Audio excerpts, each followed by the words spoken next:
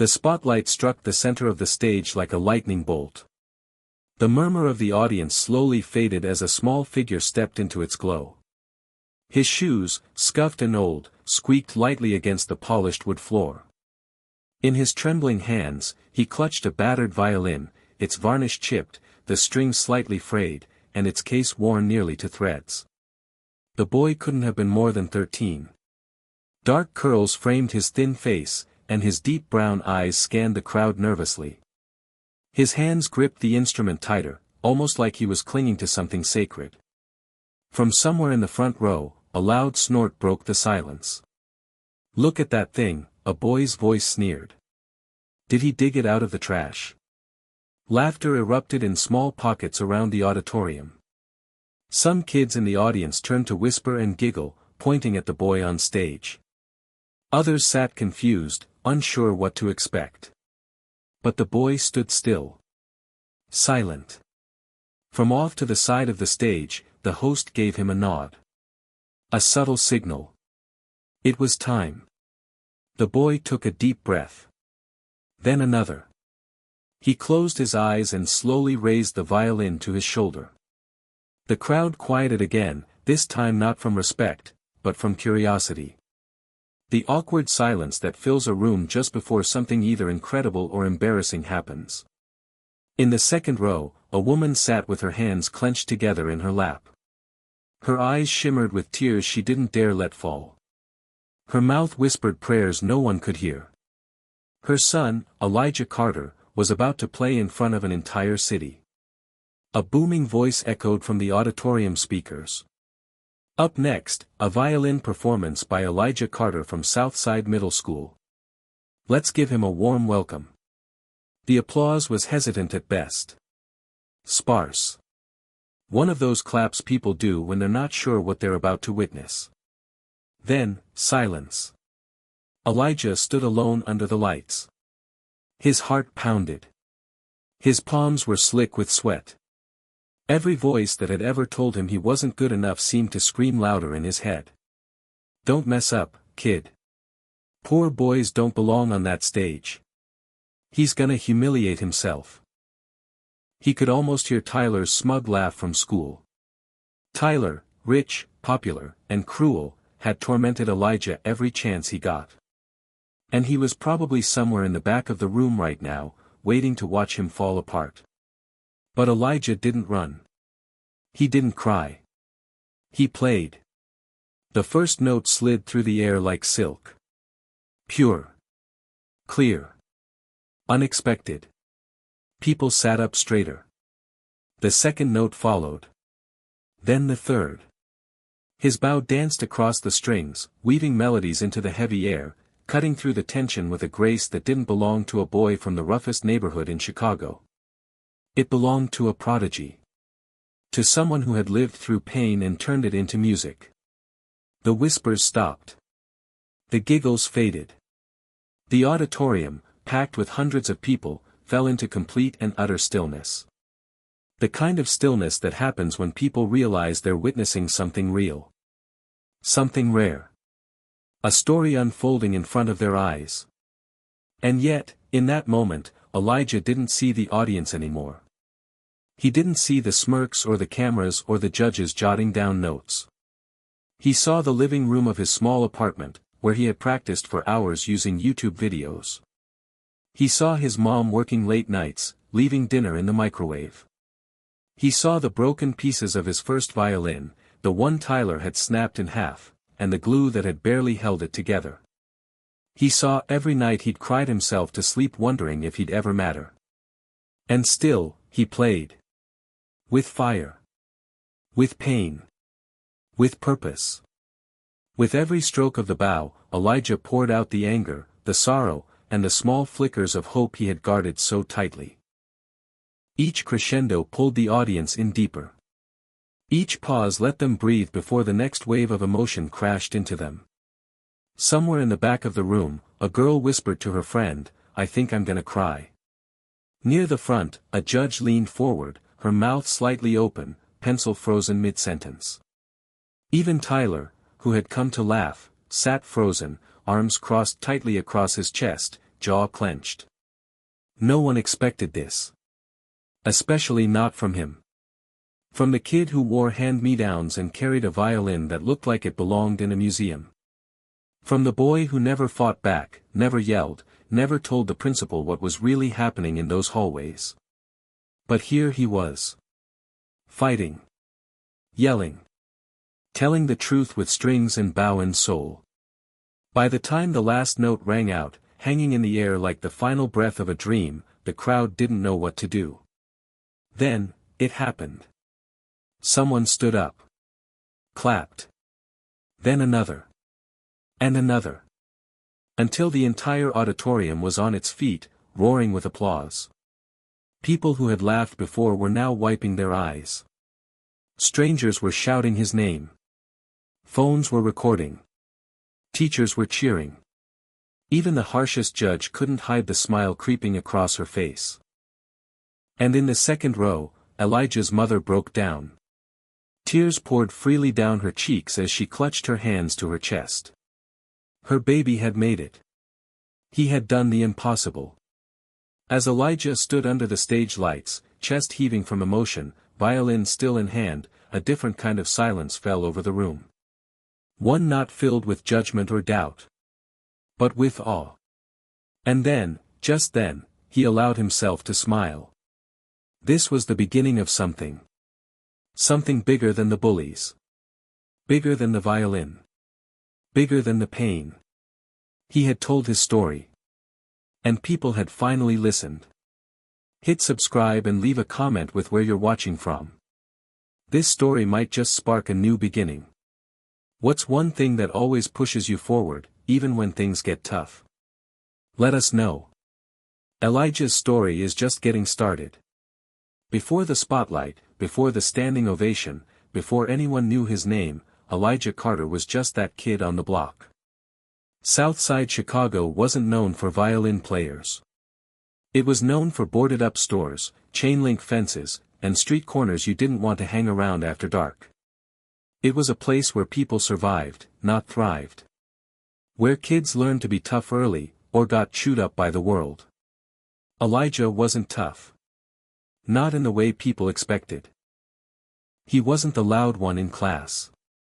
He didn't fight back when Tyler or the other boys shoved him against lockers or dumped his backpack in the mud. He didn't talk trash on the basketball court or skip school to run with the neighborhood crew. Instead, Elijah had a violin. It had been his grandfather's once, a man Elijah had never met, who'd played in tiny blues bars long before anyone cared about a black man with a violin.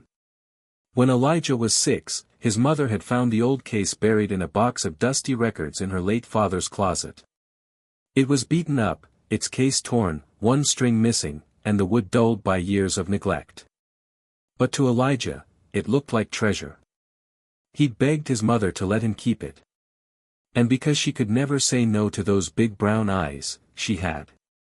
Monica Carter worked 2 jobs to keep their tiny apartment afloat, one at the diner, pulling double shifts, and another cleaning offices downtown late into the night. Life hadn't been easy for her, especially after Elijah's father walked out before he turned 2. But she was tough. Not loud tough, not street tough. Real tough. The kind that made sacrifices, that skipped dinners so Elijah could eat, that stayed up sewing holes in clothes they couldn't afford to replace. She didn't understand music. But she understood Elijah needed it. At first, Elijah would drag the old violin out after school and pluck the strings aimlessly. No lessons, no teacher, no money for new strings. Just YouTube videos on a cracked tablet and hours of trial and error. "Why you playin' that old thing, Eli?" his friend Marcus would tease, bouncing a basketball down the block. "Come shoot hoops, man." But Elijah didn't care. The violin spoke to him in ways nothing else could. He learned slow. Real slow. Notes were sharp, rhythms were off, and his bow arm ached constantly. But every mistake made him better. Every scratchy note built calluses on his fingers and fire in his chest. By the time he turned 10, Elijah could play songs by ear. By 11, he was sneaking into the community center's after-school program, watching other kids take lessons he couldn't afford. And by 12, he'd saved up enough mowing lawns and helping neighbors carry groceries to buy a new set of strings. It wasn't much. But it was his. Tyler Miller showed up around then too. A year older, bigger, louder, Tyler ruled the school like a tiny king. His dad owned 3 car dealerships on the north side. His mom drove a brand new SUV. He wore the newest sneakers, had the latest phone, and made it his personal mission to make life miserable for anyone different. And Elijah was different. Quiet. Poor. A kid with a violin. It was open season. Yo, string bean. Tyler would yell across the cafeteria, flicking mashed potatoes at Elijah's table. Play us a sad little song about your broke mama. Kids would laugh. Every time. Sometimes Tyler would shove him. Sometimes he'd steal his sheet music. Once, he took Elijah's violin and snapped the bridge clean in half. That was the day Elijah almost gave up. He came home to find the broken instrument lying on his bed, the wood splintered, the strings hanging like limp threads. He'd cried for hours. His mother found him there after work, clutching the pieces like a soldier cradling a fallen friend. "I'm sorry, Mama," he'd choked out. I can't anymore." And Monica, exhausted from working 16 hours straight, had sat down beside him and said something he'd never forget. "Baby, life's gonna try to break you every day.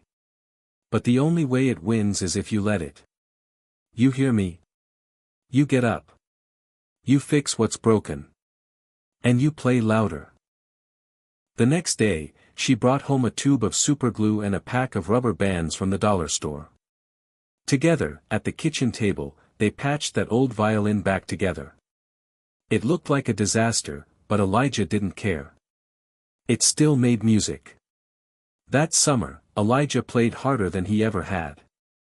He spent hours in the alley behind their building, dancing over the strings while sirens wailed in the distance and streetlights flickered overhead.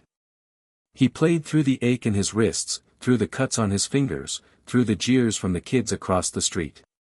Because somehow, through every broken note, every cracked bridge, every insult, music was the one thing no one could take from him.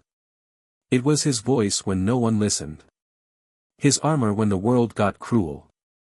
By the time he turned 13, Monica scraped together enough to sign him up for a local talent competition, one night, one shot, on a real stage. She didn't tell him until the week before. "You ready to show them who you are, Eli?" she'd asked. He wasn't sure. But he knew one thing. He wasn't playing for Tyler. Not for the judges. Not for the kids who laughed. Not for the people who doubted a poor black boy with a busted violin could do anything that mattered. He was playing for himself. And for the woman who glued his world back together when it broke. That's how Elijah Carter ended up under those stage lights. With his old violin. His shaking hands. And a heart so full of music it could drown out everything else. The week leading up to the talent competition should have been the best of Elijah's life. But instead, it felt like a storm was closing in. Word had gotten around school fast. Someone saw Monica Carter pinning the event flyer on the community board at the corner store. And by lunchtime Monday, the whole 8th grade knew Elijah was entering the Southside Youth Talent Showcase. Tyler made sure of it. "Oh, this is rich," Tyler crowed, waving the crumpled flyer in the air in the middle of the lunchroom. "Look, everybody. String Bean's gonna perform. Y'all better bring some tissues. I hear sad violin music makes people cry real easy." The cafeteria exploded in laughter. Elijah clenched his tray so hard his knuckles turned white. He kept his eyes down, pretending not to hear. But inside, the heat in his chest burned. Marcus nudged him gently. "Yo, man, just ignore M. You're gonna crush it." But Elijah knew it wasn't going to be that easy. Tyler wasn't the kind of guy to let a moment like this go. Especially not with an audience. That afternoon, as Elijah was packing up his books, Tyler and two of his goons, Juilliard and Rico, cornered him by the bike racks. "So what's the big plan, Carter?" Tyler sneered, stepping into Elijah's space. "Gonna go up there and play your little sad songs? Maybe cry a little about your broke daddy too?" Elijah gritted his teeth. "It's none of your business." Tyler's face darkened. "Wrong move." "I'll tell you what's my business," Tyler said, shoving Elijah's backpack off his shoulder. "Making sure losers like you don't embarrass this school in front of half the city." Juilliard and Rico laughed, egging him on. "I'm not representing the school," Elijah muttered. Tyler smirked. "Yeah, you are. 'Cause when you choke on that stage, when everybody laughs at you, it's gonna be on all of us. So maybe you oughta quit while you can." Elijah didn't answer. He just picked up his backpack and walked away. But he could feel their stares burning holes in his back. That night, Elijah practiced harder than ever. Out in the alley, the same old spot, concrete walls, broken glass, the hum of distant traffic. The patched-up violin still sounded rough, but he didn't care. He wasn't trying to be perfect. He was trying to be heard. He imagined the stage lights.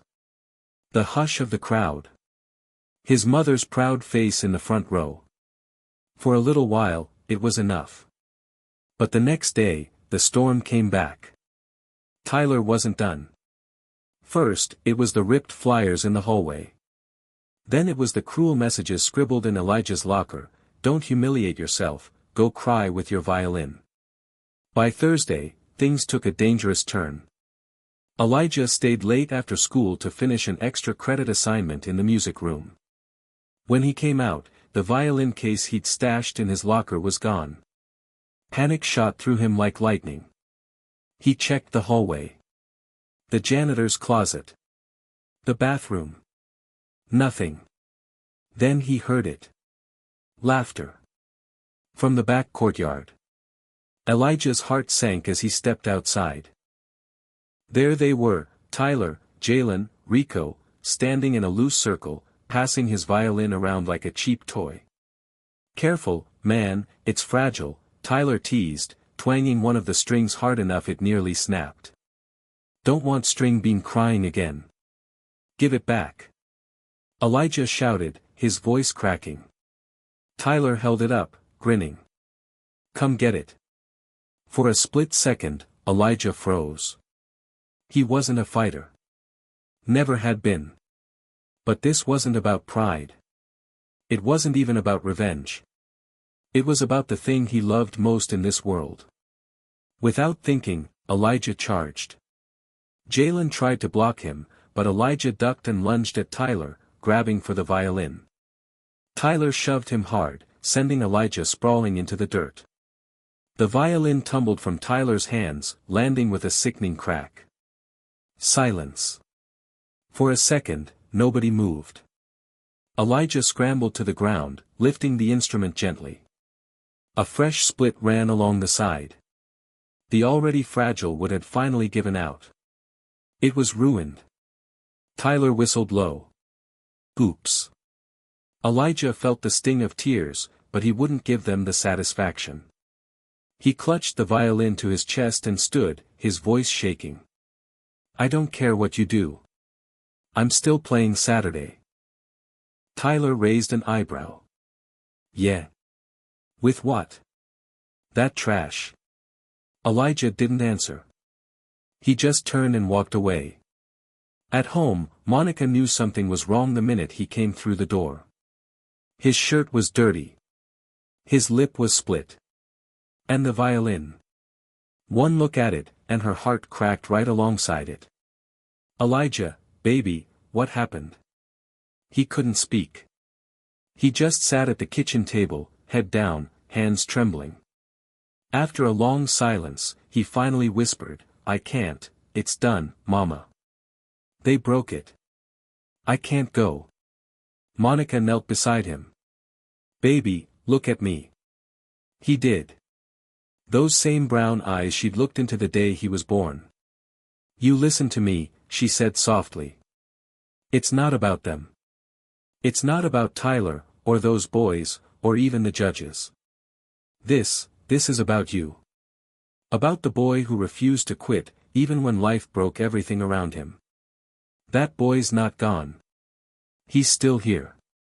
But the violins. I don't care about the violin," she said, brushing his cheek. "I care about you. And if you walk away now, you'll regret it. I know you will." Elijah wiped his face. "I don't have another one, Mama." She thought for a moment, then stood. "Wait here." She disappeared into her bedroom. A minute later, she returned with something in her hands. An old, dusty violin case. The same one she'd buried in the back of her closet years ago, after her father died. "I wasn't sure if it still worked," she said, setting it in front of him. "But maybe it's time it sings again." Elijah opened the case. It was worn, faded, but intact. The strings were old, but they held. The wood, though dulled with age, felt solid in his hands. He couldn't believe it. He looked up at his mother. "You sure?" She smiled. "I'm sure." For the first time in days, Elijah let out a shaky laugh. Maybe, just maybe, he still had a fighting chance. The old violin wasn't perfect. Its wood was scarred with time, the strings dull, and the bow worn smooth by hands long gone. But to Elijah, it felt like a second chance. A lifeline. That night, long after Monica had gone to bed, Elijah crept out into the alley again. The city was quiet, the distant hum of traffic mixing with the occasional bark of a stray dog. He cradled the violin in his arms, feeling its weight, its history. It was heavier than his old one. But somehow, it felt right. He drew the bow across the strings. A shaky, raw sound came out, thin and rough around the edges. But it was music. His music. And for the first time in days, a flicker of hope sparked inside him. He wasn't finished yet. The next afternoon, Elijah was practicing behind the community center when someone unexpected showed up. "Sounds a little rusty," a voice called out. Elijah nearly dropped the bow. He turned to see an older man leaning against the fence, arms crossed. Mid-60s maybe, skin the color of warm mahogany, a gray beard framing a face both weathered and kind. Who are you?" Elijah asked, wary. The man tipped his head. "Name's Mr. Howard. Used to run the music program here. Before the city cut the budget." He gestured toward the violin. "Didn't think anybody still played around here." Elijah shifted, unsure whether to pack up or stay. "I'm just practicing," he mumbled. Mr. Howard chuckled. "I can hear that. You got heart, kid. But heart needs direction." Elijah hesitated. "No one ever taught me. I just learned what I could." The old man's eyes softened. "Well," he said, walking closer, "mind if an old fool shows you a trick or two?" Elijah blinked. You play?" Mr. Howard smiled, pulling a battered bow from his own worn-out case. "Oh, I play. Been playing since before your mama was born." He took the violin gently from Elijah's hands, tuning it by ear. A few tweaks here, an adjustment there. Then he raised it to his chin, and with one graceful stroke, made it sing. The sound was warm and full, dancing through the cool air like a living thing. It wasn't flashy, no wild notes or showy runs, but it was beautiful. Elijah's jaw dropped. "How'd you do that?" Mr. Howard grinned. "Half technique. Half soul. You got the second one, I can see it. Now you just need to tame it." For the next hour, Mr. Howard showed Elijah things he'd never known. How to hold the bow properly. How to let the notes breathe. When to push, when to ease back. He corrected Elijah's posture, his grip, the angle of his wrist. But more than that, he talked. About music. About life. You see, boy, Mr. Howard said, resting on a milk crate, people like us, sometimes the world don't want to hear our song. Sometimes they laugh, or ignore it, or try to break it. But that don't mean we stop playing. Elijah listened, the words sinking deeper than any insult Tyler ever threw. Music ain't about showing off, Mr. Howard continued. It's about telling the truth. Your truth. You got pain. Put it in the strings. You got fire. Let them feel it. Elijah nodded. For the first time, he felt like someone understood. Like maybe, just maybe, he wasn't alone in this. By Friday night, Elijah felt ready. He'd practiced until his fingers ached, the pads of his fingertips raw against the strings. Every mistake, every stumble, he fought through it. Mr. Howard met him in the alley after school, fine-tuning the final piece. A simple, stirring melody. Not complicated. Not fancy. But it told his story. Remember, Mr. Howard said, as the last note faded, play it like it's the last thing you'll ever say. Elijah nodded. His heart pounded, nerves twisting in his stomach, but underneath it all, something steady. Resolve. Then came Saturday. The Southside Youth Talent Showcase was held in the Old City Theater, a faded brick building with peeling paint and a leaky roof, but a history of stories echoing through its walls. Elijah arrived early, violin case in hand. The hall buzzed with energy, kids tuning guitars, dancers stretching in the corners, singers rehearsing in nervous groups. He spotted Tyler across the room, leaning against the wall with Rico and Jalen. They locked eyes. Tyler smirked, mouthing the words, "You're dead." Elijah turned away. He wasn't here for them. He was here for himself. Backstage, his hands shook. The stage manager called out names. One by one, performers stepped into the spotlight, dancers, singers, a kid doing magic tricks. Applause rose and fell. Then, it was his turn. Elijah Carter, the announcer called. For a second, Elijah's knees nearly gave out. He clutched the violin, his mother's words echoing in his head. This is about you. Mr. Howard's voice too. Play it like it's the last thing you'll ever say. He stepped onto the stage. The lights were blinding. The crowd a blur of faces. He could hear whispers. See smirks. Tyler, dead center, arms crossed. Elijah took a breath. Raised the violin. And began to play. The first note trembled. But then the second came stronger. And the third steadier still. The melody rose, raw, aching, beautiful.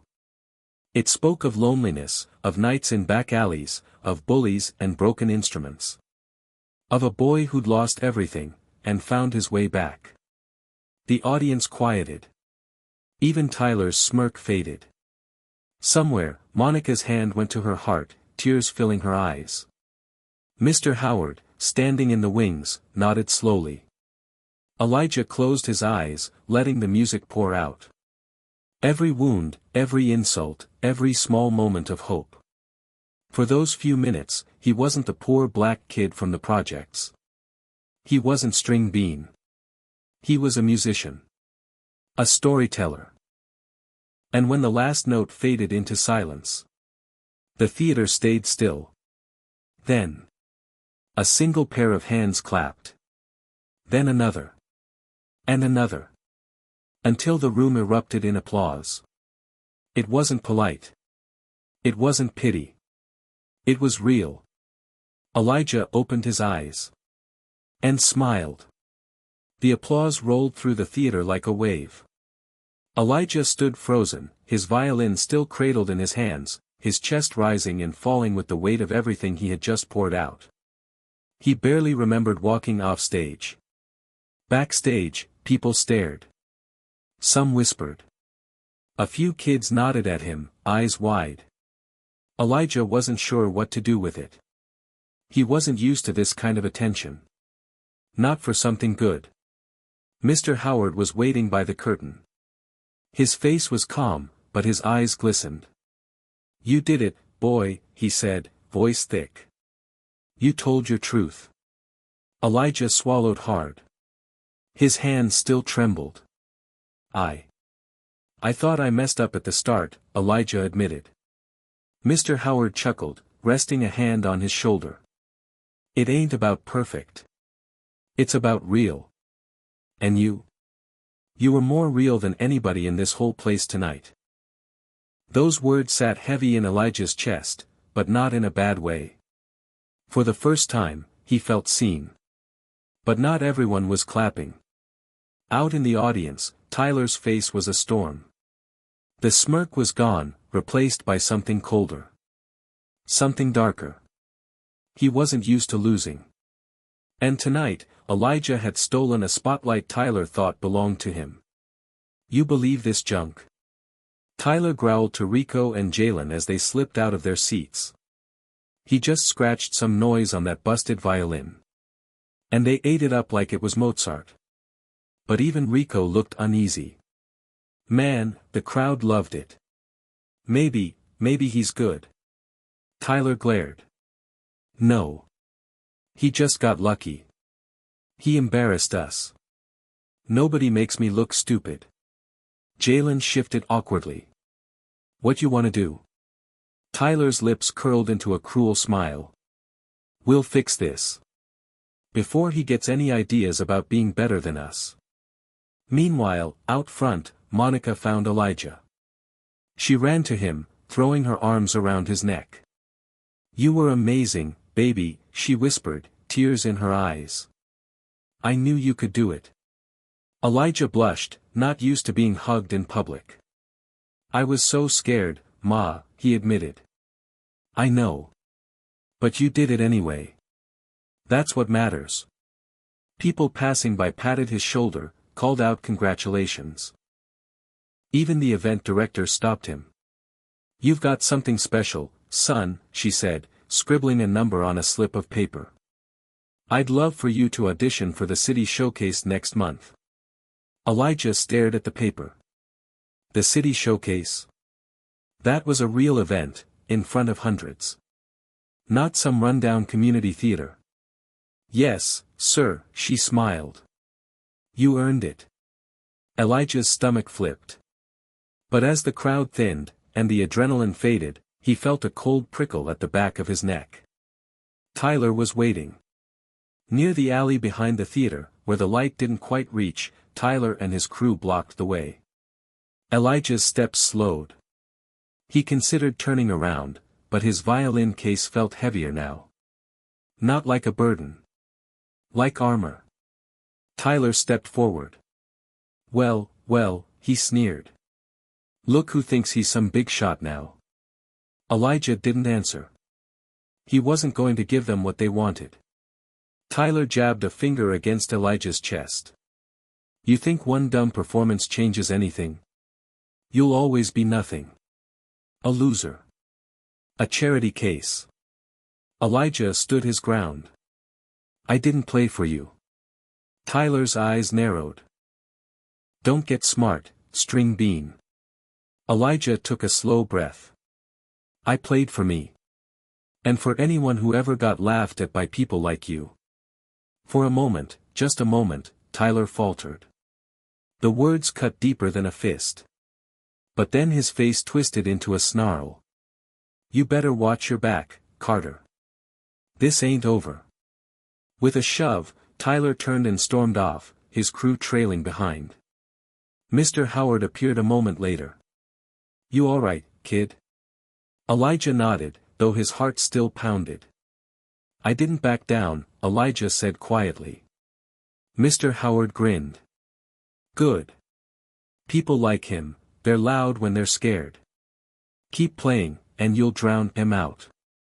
Elijah managed a smile. Something inside him had changed.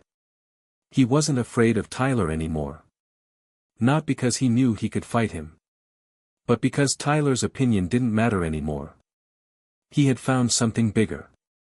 His music. His voice. Later that night, back home, Monica made his favorite, chicken and rice, though neither of them ate much. Elijah kept staring at the paper the event director gave him. The city showcase, he murmured. It sounded impossible. Too big. Too fancy. What if he wasn't good enough? But then he thought of the applause. The look on Mr. Howard's face. The fire in his chest when he played. Maybe, he whispered, I can do it. Monica squeezed his hand. You don't have to be perfect, Eli.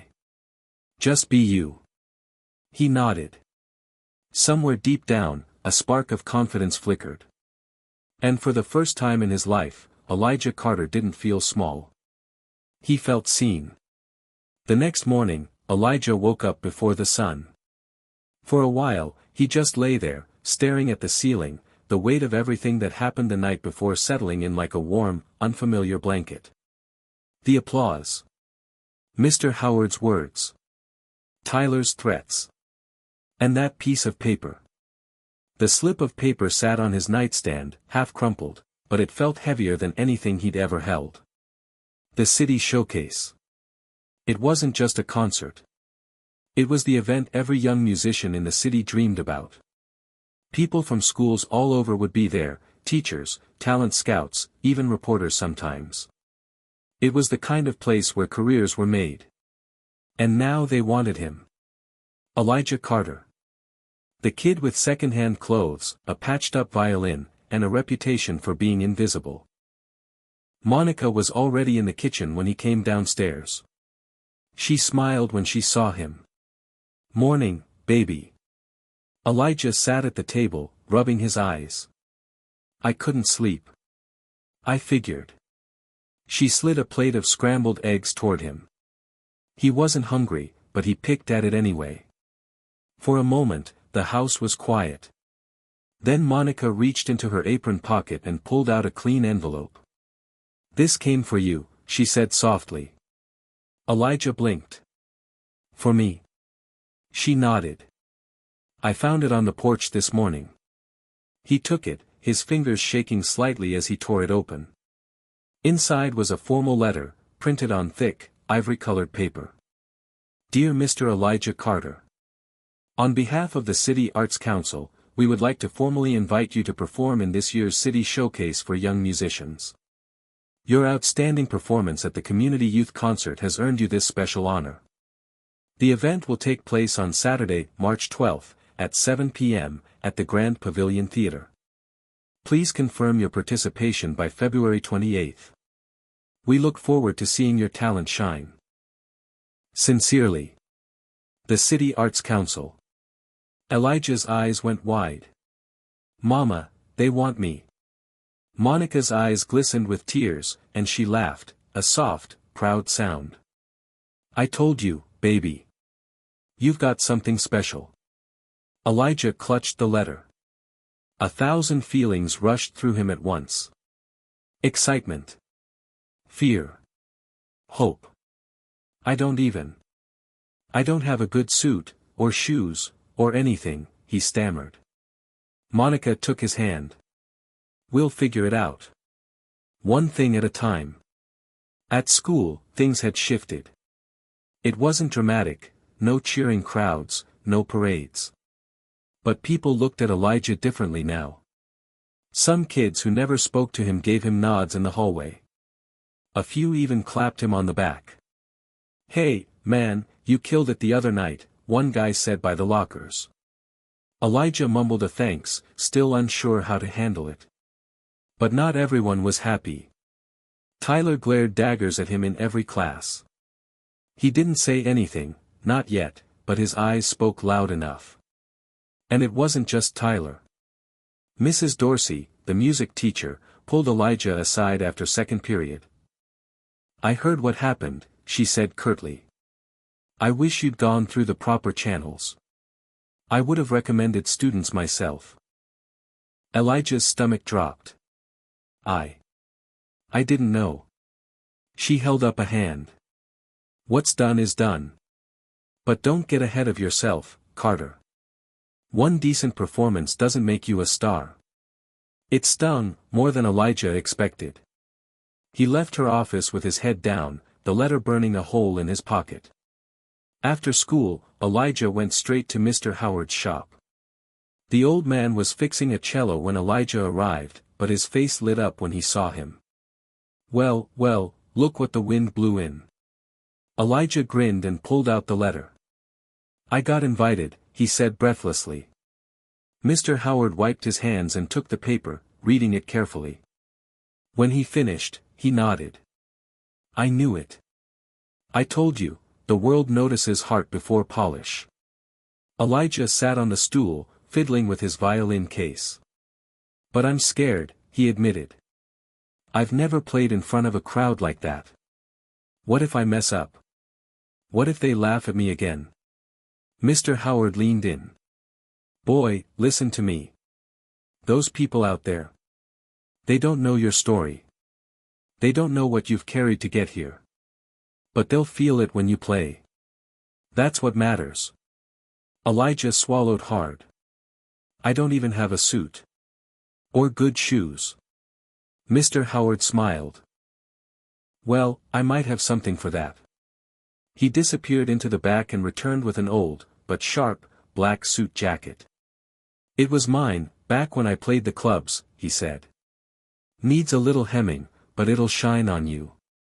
Elijah's throat tightened. Thank you, Mr. Howard. The old man patted his shoulder. You just keep practicing. We'll make you ready. As Elijah walked home that evening, he felt the storm coming. Tyler and his crew were waiting near the corner store. This time, it wasn't subtle. They surrounded him. Well, look who thinks he's fancy, Tyler sneered. Big man, going to the city showcase. Elijah tightened his grip on his violin case. I'm not looking for trouble. Tyler smirked. Trouble's already looking for you. Rico shifted uneasily. Come on, man. Let it go. But Tyler wasn't about to. You think one night makes you somebody? It don't. You'll always be a nobody from nowhere. And you'll choke on that stage, just like you did in front of us last year. Elijah's pulse pounded in his ears. But then he remembered Mr. Howard's words. His mama's proud face. The sound of that applause. He straightened his back. I'm not a nobody, Elijah said, steady. And I won't choke. Tyler's sneer faltered. I'll be watching, Carter. Don't forget. And with that, they let him pass. At home, Elijah told Monica everything. She listened quietly, then hugged him tight. You've already won, baby, she whispered. Now go show them what you're made of. Elijah lay in bed that night, staring at the ceiling. For the first time, instead of worrying about what could go wrong, he thought about what could go right. The city showcase wasn't just a chance to play. It was a chance to prove, to the world, to Tyler, to himself, that he belonged. That he was enough. The next day after school, Elijah headed straight to Mr. Howard's shop again. His heart beat a little faster as he pushed open the worn wooden door, the familiar bell chiming above his head. Mr. Howard was waiting, a grin stretched across his weathered face. Right on time, kid, he said, motioning to the back room. Let's get to work. Elijah followed, clutching his violin case tight. The shop smelled like old wood, resin, and leather, a comforting scent he had grown to love. On the table in the back room sat the old black suit jacket Mr. Howard had promised. Next to it was a small, tattered notebook with the word "plan" scrawled across the cover in faded ink. Mr. Howard tapped the notebook. This here is what's gonna get you to that stage, he said. We've got 4 weeks. That ain't a lot, but it's enough if you're serious. Elijah nodded. I'm serious. Good. 'Cause this ain't just about hitting the notes, boy. It's about telling a story. Your story. The plan was simple but tough. Every afternoon, Elijah would practice at the shop for 2 hours after school. They would work on technique, timing, posture, but most importantly, emotion. Mr. Howard had a saying. A song without a soul is just noise. So every piece Elijah played, he had to connect it to something, a memory, a feeling, a hope. They started with Ave Maria. The soft, aching notes suited Elijah's quiet, gentle style. But Mr. Howard wanted more. Don't just play it, he said, leaning on the table. Close your eyes. Think about your mama, think about what she gave up for you, think about the times you wanted to quit but didn't. Let that pour into the strings. And when Elijah tried it that way, everything changed. The notes felt heavier, fuller. Even the old man's eyes glistened. That's it, son, he whispered. But outside of the shop, things were getting harder. At school, the tension was thick. Tyler didn't let up. He made snide comments in class. Shoved Elijah's books off his desk when no one was watching. Left mocking notes in his locker. Fake violin star. See you crash, loser. It rattled Elijah more than he wanted to admit. But he forced himself to focus. Monica, too, was working double shifts now, trying to scrape together enough for Elijah's entry fee, transportation, and maybe a decent pair of shoes. Don't you worry, baby, she said one night, exhaustion in her voice. I'll find a way. But Elijah could see the worry behind her tired smile. 1 week before the showcase, everything nearly fell apart. Elijah was heading home when he found Rico, Tyler's sidekick, waiting outside the shop. Rico looked nervous. Yo, he muttered, glancing around. I gotta tell you something. Elijah tensed. What? Rico shifted on his feet. Tyler, he's planning something for the showcase. Said he's gonna mess with your violin, swap it out, or cut the strings before you go on stage. Elijah's stomach dropped. You serious? Rico nodded. I shouldn't even be telling you this, man, but it ain't right. Elijah didn't know what to say. For a second, he saw the guilt in Rico's eyes. It wasn't much, but it was real. Thanks, Elijah said finally. Rico shrugged. Good luck, man. And with that, he was gone. Elijah rushed into the shop, breathless. Mr. Howard looked up from polishing a viola. Whoa, what's the hurry? Elijah told him everything. By the time he finished, Mr. Howard's face was dark. That little punk, he growled. I should march down to that school and... No, Elijah cut in, surprising them both. I don't want him to ruin this for me. I've worked too hard. Mr. Howard studied him for a moment, then nodded slowly. All right then. Here's what we'll do. They made adjustments to Elijah's violin. Mr. Howard reinforced the pegs, swapped the strings for a backup set he kept hidden, and placed a barely visible marking on the inside of the case, so if anyone tampered with it, they'd know. They also agreed Elijah would keep the violin with him at all times leading up to the performance. No risks. No mistakes. You watch your back, boy, Mr. Howard warned. And when you step out on that stage, play like your whole life depends on it. The final week was a blur of practice, school stress, and quiet worry. Monica managed to find a pair of nearly new black dress shoes at a thrift store. She shined them up until they looked brand new. I told you we'd figure it out, she grinned. And the suit jacket, after some quick alterations by a neighbor, fit Elijah perfectly. When he tried it on, standing in front of the cracked mirror, he barely recognized himself. For the first time in his life, he felt like he belonged on a stage. The night before the showcase, Elijah sat alone in his room. The violin rested across his lap. He ran his fingers along the smooth wood, feeling the familiar bumps and scratches. So much of his life was wrapped up in this old instrument. It wasn't perfect. Neither was he. But together, they made music. Real music. He thought about the kids at school. About Tyler's sneer. About Mr. Howard's steady faith. About his mama's tired but proud face. And he made himself a promise. Tomorrow, he wouldn't play for Tyler. He wouldn't play for the judges. He'd play for himself. For the boy who'd been invisible. For the kid who almost gave up. For the son who wanted to make his mama proud.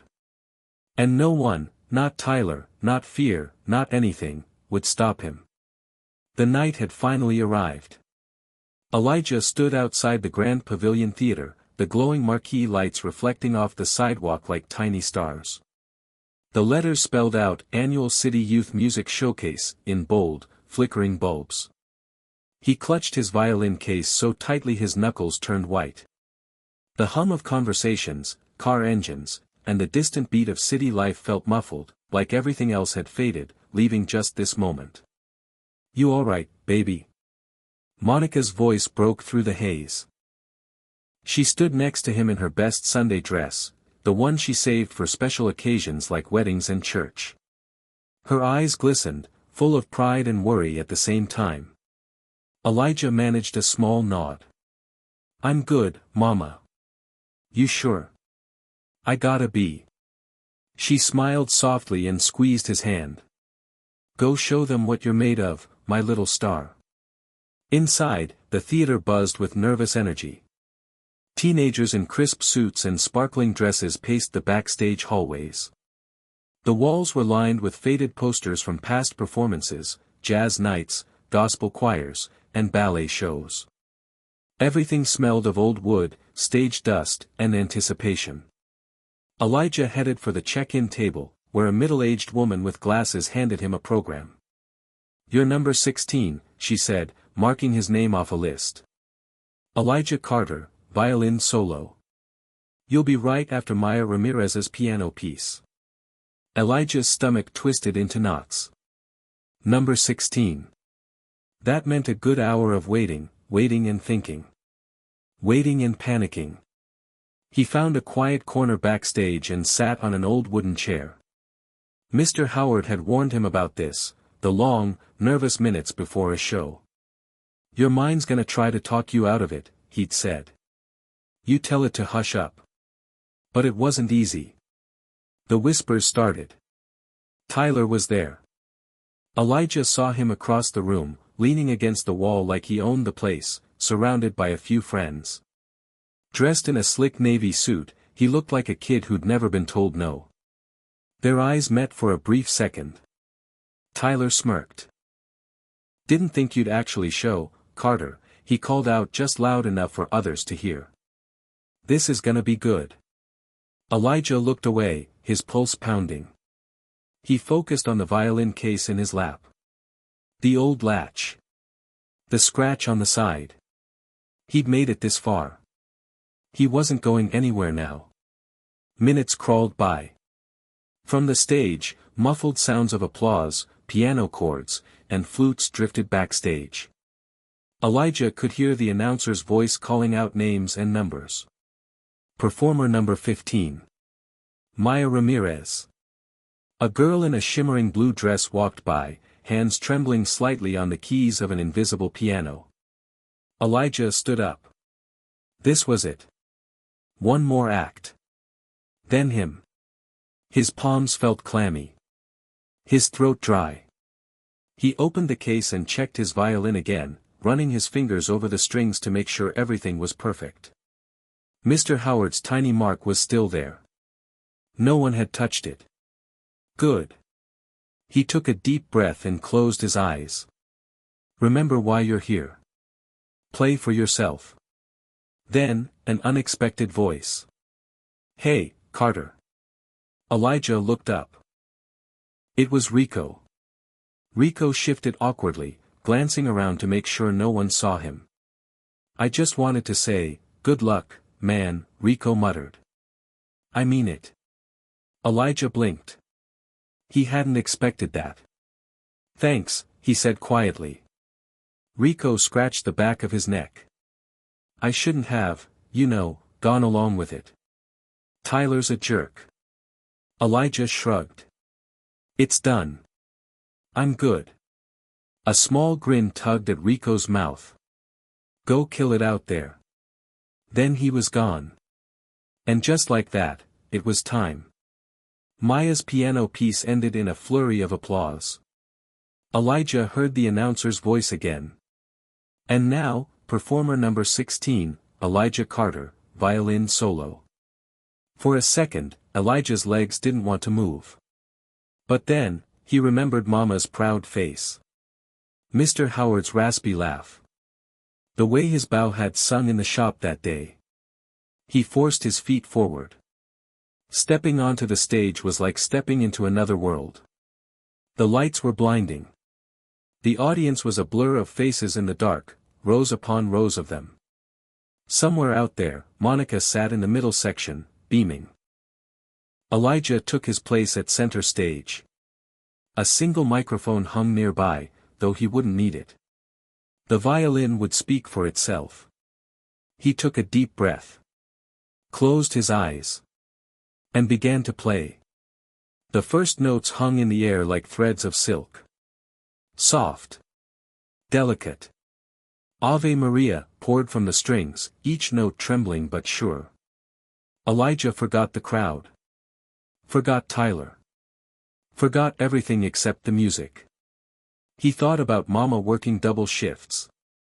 About his old, too small sneakers. About Mr. Howard's stubborn belief in him. He played for the boy who used to hide in the back of the class.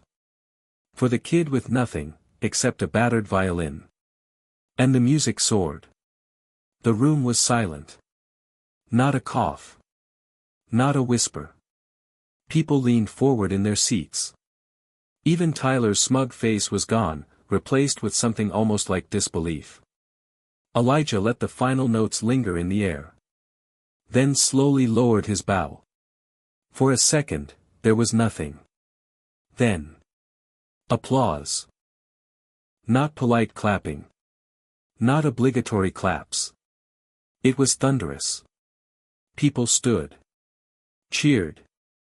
Monica was on her feet, hands to her mouth, tears streaming down her face. Mr. Howard, from the side curtain, pumped a fist in the air. Elijah's heart swelled. He'd done it. He took a small bow, the bright stage lights blurring his vision. And for the first time in a long, long time, he felt unstoppable. The crowd's applause still echoed in Elijah's ears as he stepped off the stage, his legs unsteady. He couldn't believe it, he'd actually done it.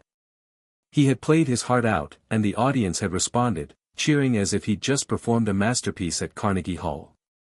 He caught his breath, wiping a stray tear from his cheek.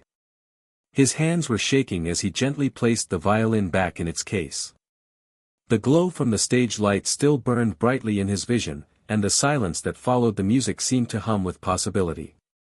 Then, he heard it. Nice job, Carter.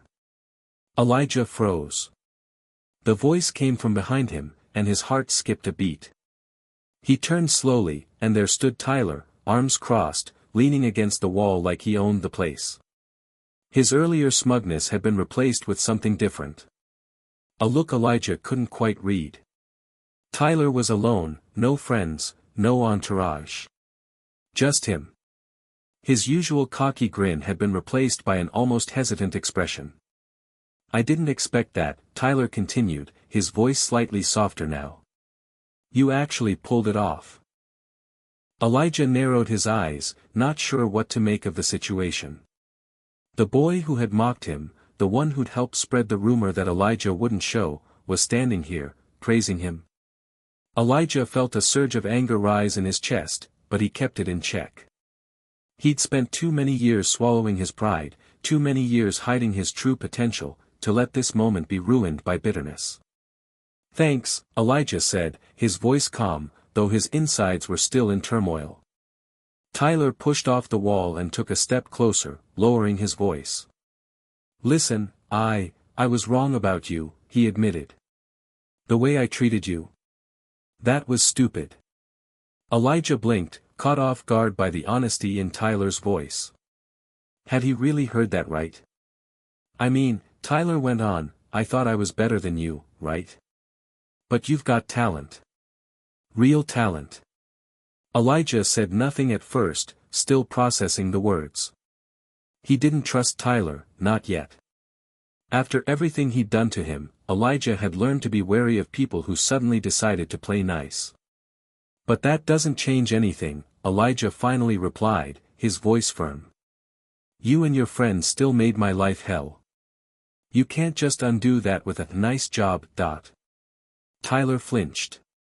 His expression faltered, the cocky mask slipping for a moment before he recovered. I get it, he said, I don't deserve your forgiveness. I just wanted you to know that, well, I get it now. I was a jerk. And I'm sorry. The words hung in the air, heavy and unexpected. Elijah studied Tyler for a long moment, trying to gauge the sincerity in his eyes. Finally, he shrugged. Maybe you'll change, he said. But it's too late for me to care about it. I'm not here for you or anyone else. I'm here for me. Tyler nodded slowly. I can respect that. Then, without another word, Tyler turned and walked away. Elijah stood there for a moment longer, his mind spinning. Was Tyler being genuine? Could he really change? He shook his head. None of it mattered. Tonight was about him. His moment. The backstage area was quieter now, the last few performers finishing up their acts. Elijah's heart still raced as he leaned against the backstage wall, trying to catch his breath. The applause was still fresh in his ears, a warm, lingering sound. Monica was waiting for him by the exit, her arms open wide. There you are, she exclaimed, wrapping him in a tight hug. I knew you could do it, baby. You were amazing. I'm so proud of you. Elijah squeezed his mother tight, closing his eyes. Her pride meant everything to him. It was her belief in him that had kept him going when things got hard, when the world felt like it was stacked against him. He pulled back slightly, smiling at her. I did it, Mama. I really did it. You sure did, Monica said, beaming. And you're going to keep doing it. I know this is just the beginning for you. Elijah's chest swelled with pride, but there was a part of him that felt uneasy. His eyes wandered to the corner of the room, where he could still see a few other students practicing their instruments, and his mind drifted back to the conversation with Tyler. Was this really the beginning? Or was he just fooling himself? A few moments later, Elijah and Monica were making their way toward the lobby when they ran into Mr. Howard. The older man was leaning against the doorframe, a broad smile on his face as he waved them over. You were incredible out there, Elijah, Mr. Howard said. I knew you had it in you. You've come so far. Elijah smiled, the pride in his chest growing. Thanks, Mr. Howard. I couldn't have done it without you. Well, I only gave you the tools, Mr. Howard said with a wink. You were the one who put in the work. And it's paying off. Elijah's heart warmed.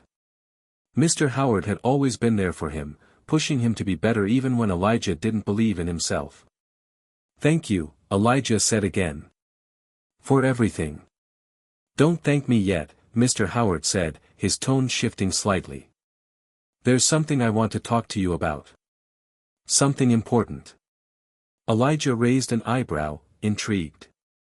Something important, he asked, his voice cautious. Mr. Howard nodded. Let's sit down for a second. I think you're ready for the next step. A few minutes later, they were seated in a quiet corner of the lobby. Mr. Howard leaned forward, his eyes serious. Elijah, he began, I've been watching you for a while. I know you've got what it takes to go far, but there's something I think you should consider. There's a scholarship opportunity, a full ride to Juilliard. I've already spoken to the admissions office, and they're interested in you. Elijah's mouth went dry. His hands trembled. Juilliard. The dream.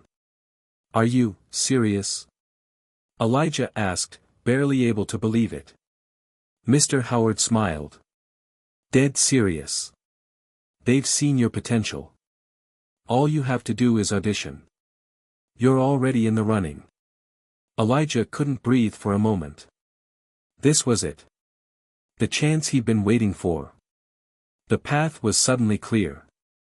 All the doubts, all the struggles, all the obstacles, they didn't matter anymore.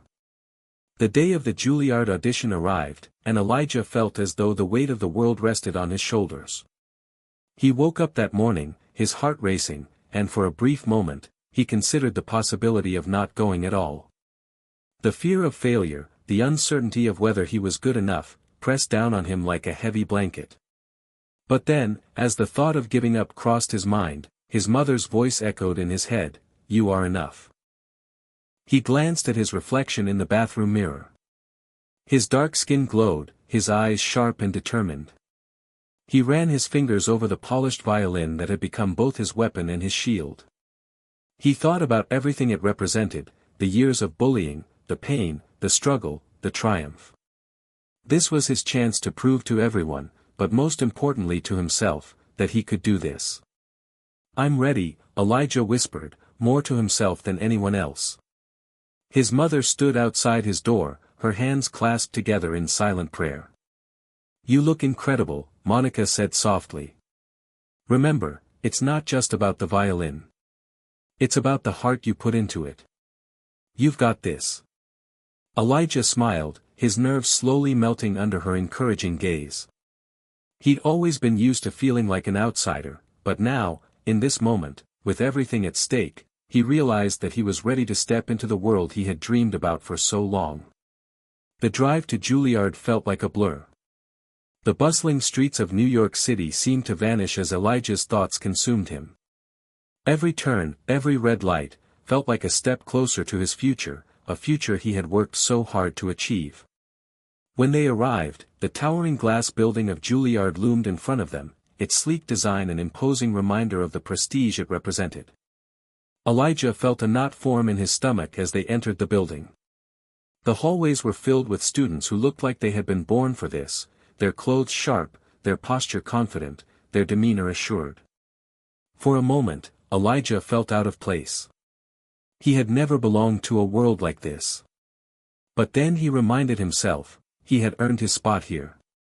They made their way to the waiting room, where a handful of other auditionees sat, all of them dressed in formal attire, their violins neatly placed by their sides. Elijah noticed the glances, curious, judgmental, from the others, their eyes flicking over him before quickly turning away. His chest tightened. Were they judging him? But then he heard a familiar voice. "Hey, Elijah. You made it, huh?" He turned to see Tyler standing in the doorway, looking unusually nervous but with a hint of respect in his eyes. "I didn't expect to see you here," Elijah said, his tone cautious but not unkind. Tyler had apologized, but Elijah still wasn't sure what to make of him. "Yeah," Tyler said, his hands shifting uncomfortably. "I didn't want to miss this. I've been thinking a lot about what you said that day. You were right. I'm not expecting anything, but I wanted to wish you luck." Elijah studied him for a moment, the weight of their past still hanging between them. But instead of responding with bitterness, he gave Tyler a small, genuine smile. "Thanks, man. That means a lot." Tyler nodded and walked away, disappearing down the hall as Elijah's nerves began to build again. His fingers tightened around the neck of his violin case, and he felt the weight of the moment pressing down on him. He was about to step into the audition room. He was about to face the biggest challenge of his life. Minutes later, Elijah was called into the audition room. He took a deep breath and walked in, where two judges sat at a long table, their eyes trained on him. They gave him a polite nod, but their expressions were unreadable.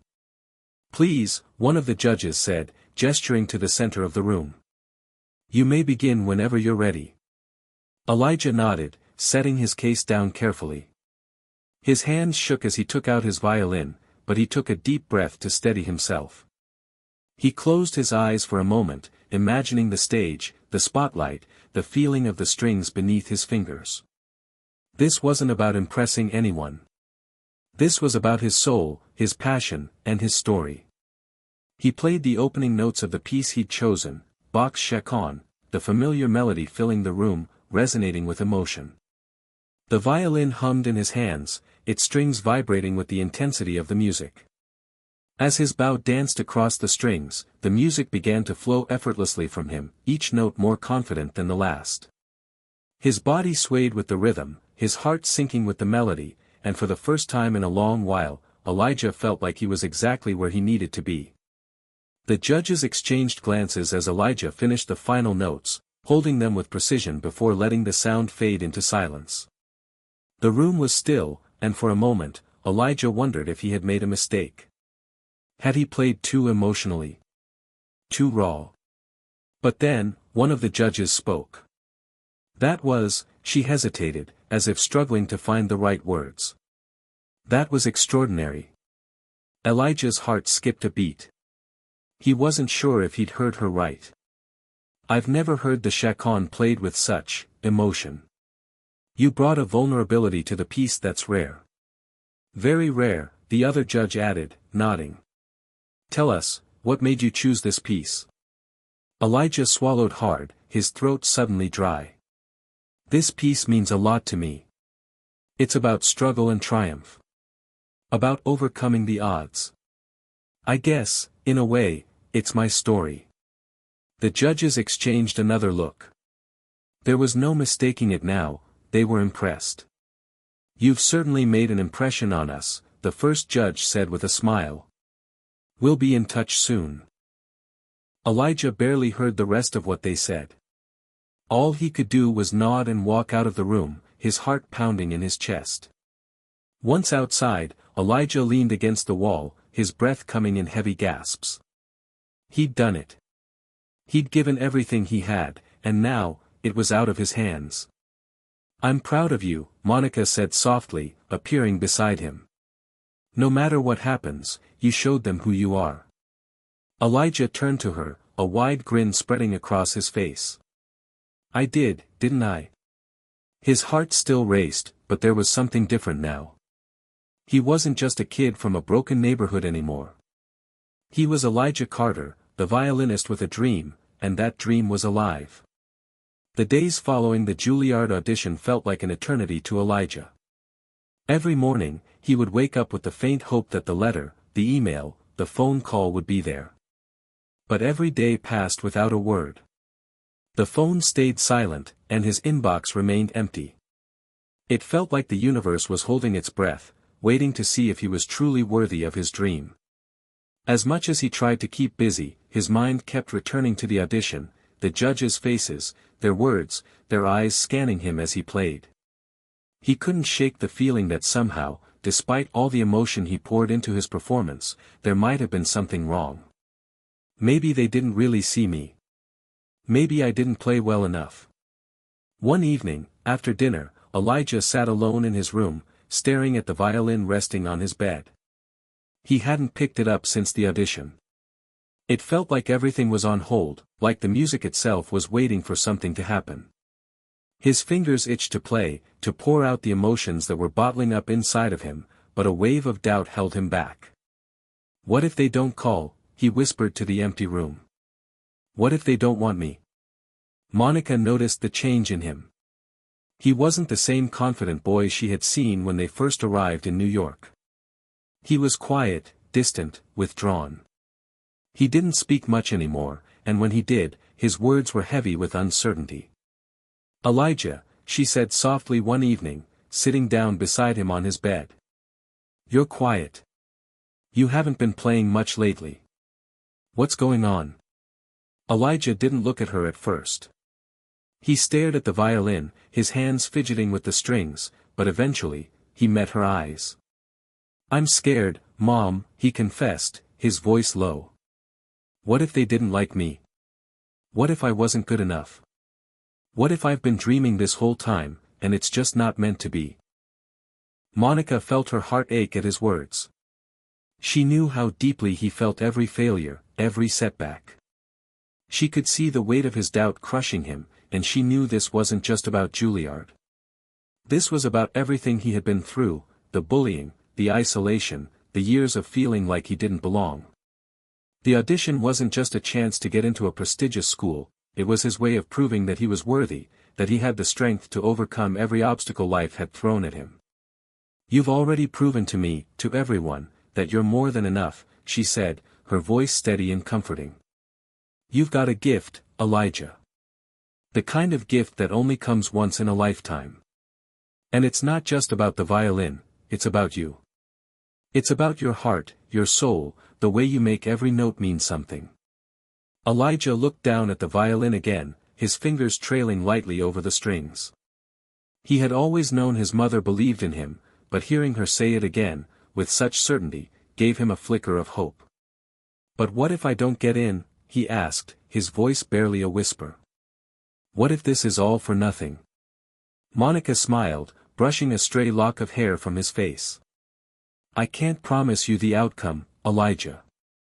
But I can promise you one thing, no matter what happens, you've already made an impact. You've already proven that you're capable of greatness. And that's something no one can ever take away from you." Elijah's chest tightened, the familiar knot of fear threatening to swallow him whole. He wasn't sure what to do with her words, but he knew they had to mean something. Hadn't he already come so far? Hadn't he already fought for this moment? The days dragged on. Every time the mailman came, Elijah's heart skipped a beat, only to be disappointed when the envelope wasn't for him.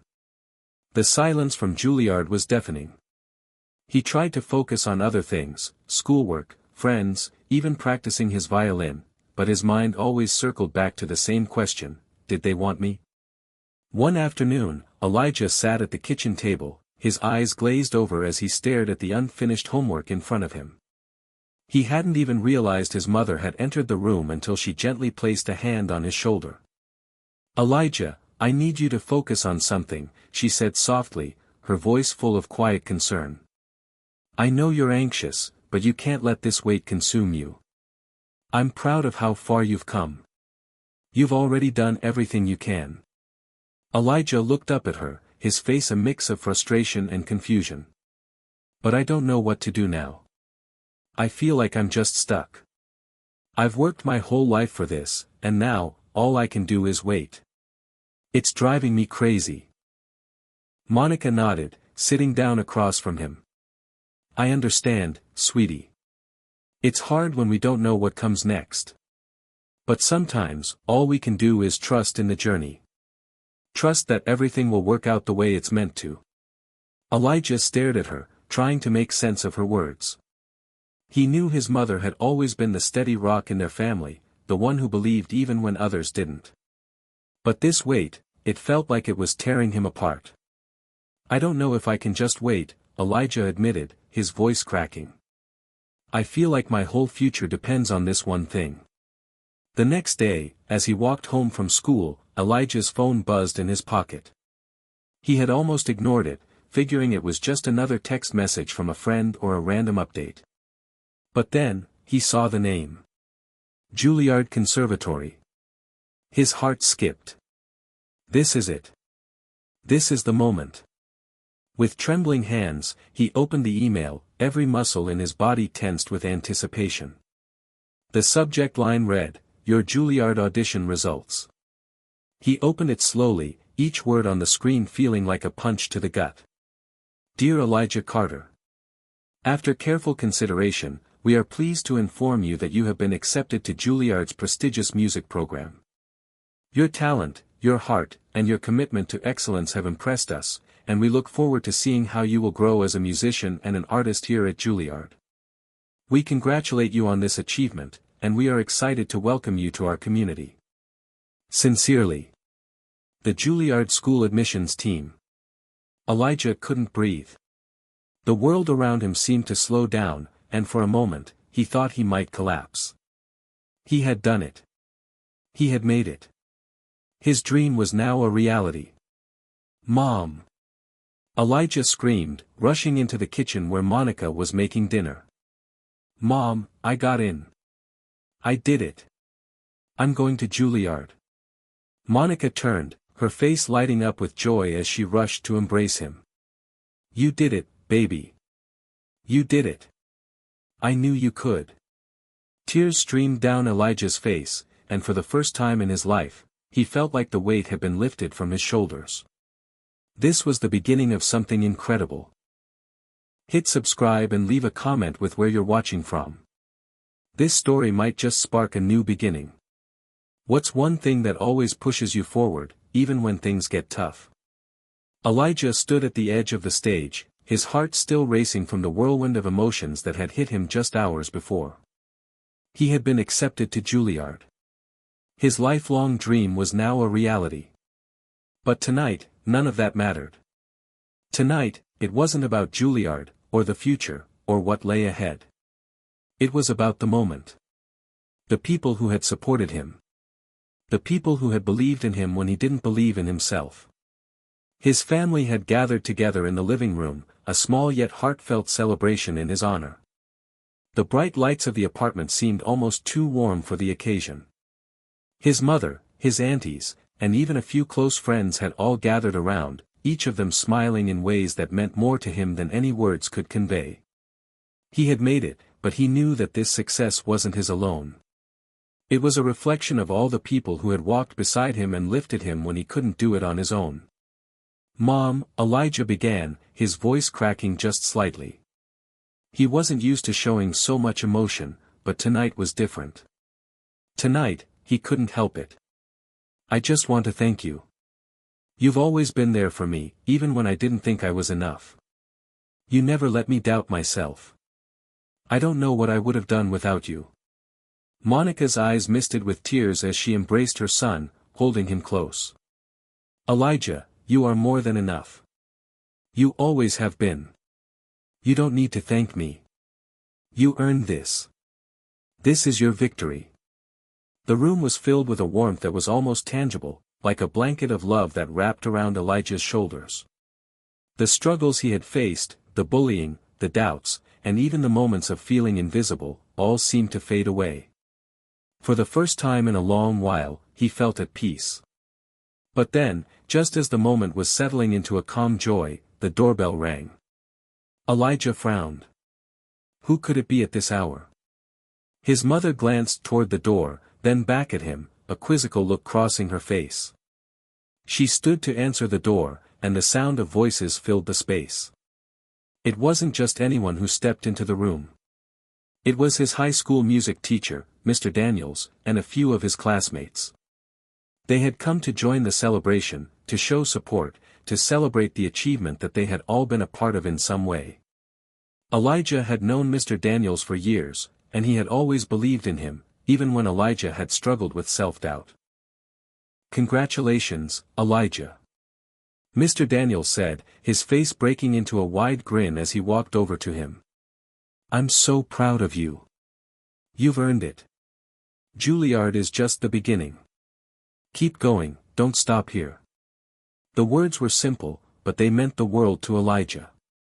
It was one thing to hear words of encouragement from his mom, but hearing it from someone who had been there through all the hard work, the late nights, the practice sessions, made everything feel more real. His friends gathered around, their faces full of pride and excitement. They had all seen him struggle, seen him fight against the world and himself. And now, here he was, standing before them as the person he had always wanted to be. It was surreal. As the night wore on, Elijah began to relax. The tension he had carried with him for so long was slowly melting away. He laughed with his friends, shared stories, and allowed himself to enjoy the moment. His mother, always the organized one, had prepared a small dinner for everyone, and they all sat around the table, enjoying food, music, and the warmth of the moment. For Elijah, the best part of the evening came when his Aunt Clara, who had been one of his biggest cheerleaders throughout his life, stood up with a glass in hand. She raised it high, her voice carrying over the hum of conversation. To Elijah, she began, her eyes shining with pride. The boy who fought for his dreams. The young man who never gave up, even when life tried to break him. We all know the road wasn't easy, but look at him now. Juilliard, Elijah.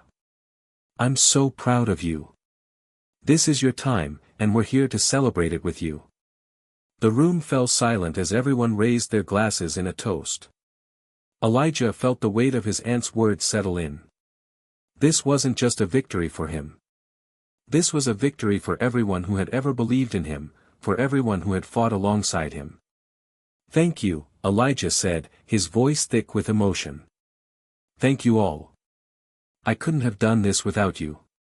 And in that moment, surrounded by the people he loved most, Elijah finally felt the full impact of what he had achieved. The path ahead was still uncertain, but tonight, it didn't matter. He was no longer that scared boy who felt like he didn't belong. He had found his place. He had found his voice. The celebration stretched into the night, but eventually, Elijah found himself standing alone in the corner of the room, his fingers resting lightly on the violin case beside him. The music still called to him, the familiar hum of the strings whispering promises of what was yet to come. He had already made it to Juilliard, but the real work was just beginning. His journey was far from over. He looked around the room at the faces of his family and friends, all of them gathered together in a moment of triumph. They had all shared this journey with him, and he could feel the love and support in every word, every gesture. His mother's smile, his Aunt Clara's words, Mr. Daniel's pride, it all filled him with a sense of purpose. The violin was more than just an instrument now. It was the symbol of his journey, of all the battles he had fought, and of the victories that were yet to come. As the last of the guests trickled out, and the night settled into a quiet stillness, Elijah walked over to his bed, placed the violin carefully on his nightstand, and looked out the window. The city of New York stretched before him, its lights twinkling like a sea of stars. Tomorrow, he thought. Tomorrow I start the next chapter. And for the first time in a long time, Elijah felt ready. The morning of his first day at Juilliard was nothing short of surreal. Elijah stood in front of the towering building, looking up at the majestic structure that housed the dreams of thousands. The hustle of New York City faded into the background as he took a deep breath, trying to calm the nervous energy coursing through his veins. He had made it. He was here. But now, the real challenge began. His heart pounded as he walked through the grand entrance. The walls seemed to pulse with the weight of history, and Elijah couldn't help but feel that he was standing on the edge of something monumental. For years, he had dreamed of this moment, but now that it was real, the uncertainty crept in. What if he wasn't good enough? What if the other students were better than him? A small part of him felt like an imposter. He had fought so hard to get here, but now that he was on the threshold of his dream, it felt more like a battle to stay. He walked past students gathered in groups, their voices a low hum of anticipation and excitement. Some were talking about auditions, others about professors, while a few stood alone, silently observing. Elijah found himself doing the same, unsure of where to go, who to talk to, or how to even begin. He had spent so many years in his own bubble, practicing in his room, imagining what this day would be like. Now that it was here, he felt strangely out of place. He found his classroom, a large, sunlit room with high ceilings and wooden floors that seemed to absorb the sound of footsteps. The door was open, and Elijah hesitated before stepping inside. "Hey," a voice called from across the room, snapping him out of his thoughts. He turned to find a girl about his age, smiling warmly at him. She had curly red hair and wore a Juilliard sweatshirt, her violin case slung over her shoulder. "You must be new here." "I'm Grace." Elijah returned the smile, albeit a little nervously. "Yeah, I am. Elijah." Grace walked over and extended her hand, and Elijah shook it. "Welcome. Don't worry, everyone's new at some point. You'll fit right in." It was strange how much that simple sentence helped. The tension in his shoulders eased slightly, and Elijah felt the smallest flicker of hope. Maybe this wouldn't be so bad after all. Soon, the room began to fill with students, each one carrying a violin, a cello, or a variety of other instruments. Elijah took a seat by the window, setting his violin case down gently on the floor. He could feel the weight of it, the years of hard work, the struggles, the pain, and now, the promise of something more. He glanced around the room, observing the other students. Some were already talking in groups, discussing their favorite composers or the pieces they were currently working on. Others sat quietly, their eyes focused on their instruments, as if already lost in a world of music. Elijah felt an odd sense of awe. These were the best of the best, and here he was among them. "All right, everyone," a voice called from the front of the room, snapping Elijah out of his thoughts. A man in his early 40s, dressed in a smart blazer and khakis, stood by the door. His face was warm, but there was an air of authority about him that immediately commanded respect. "Welcome to your first day of the fall semester. My name is Professor Hayes, and I'll be your instructor for this year's violin program." Professor Hayes's words cut through the room, drawing Elijah's full attention. There was no room for hesitation here. Juilliard wasn't a place where you could slack off or hope to coast. Every single person in this room had worked tirelessly to get to this point, and Professor Hayes made that very clear. "Now, before we dive into any technical stuff, I want each of you to introduce yourselves," Professor Hayes continued. "Tell us your name, where you're from, and one thing about your musical journey that you believe defines you." Elijah's stomach flipped. His mind raced, and the familiar sense of insecurity crept in. He had never been good at talking about himself, especially in front of strangers. He had always been the quiet kid, the one who let his music do the talking. But here, in this room, it felt like music alone wouldn't be enough. One by one, the students introduced themselves, each one confident, articulate, and clearly proud of their accomplishments. When it was Grace's turn, she stood up and spoke with ease, detailing her experiences with various orchestras and competitions. Elijah admired her confidence. But when the moment came for him to speak, his palms were sweaty, and his heart pounded in his chest. Elijah stood up slowly, his mind racing. Hi. My name is Elijah. I'm from Brooklyn, New York, and, I've been playing violin since I was 7. He paused, searching for words. "I guess what defines me, is how music has always been the only thing I felt I could really do. It's helped me get through a lot of tough times. Music is the one thing I've always been good at." There was a brief silence before Professor Hayes gave a nod of approval. "Great. Thank you, Elijah." As the introductions continued, Elijah felt a weight lift from his shoulders. He had said his piece. He had been honest, even though it felt uncomfortable. And though it wasn't easy, it felt good to be vulnerable for once. To admit that music wasn't just a talent for him, it was a lifeline. The rest of the class was spent in a blur of exercises, technical warm-ups, and discussions about the upcoming semester. Elijah tried to keep up, though he couldn't help but feel a sense of overwhelm. The expectations here were higher than anything he had ever experienced. He was surrounded by prodigies, and it felt like everyone was just a little bit better than him. The constant pressure to prove himself weighed heavily on his chest. But despite the anxiety, Elijah kept pushing forward.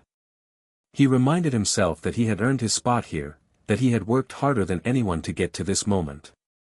The voice of doubt was loud, but it was quieter than it used to be. At the end of the day, Elijah found himself walking out of the building, his violin case in hand. The sun was setting, casting a warm glow over the city. He stopped for a moment, looking up at the towering structure of Juilliard. He had taken the first step. The road ahead was long, and there would be many more challenges. But he was ready for them. Tomorrow would bring new trials, new victories, and new failures. But it was the journey that mattered.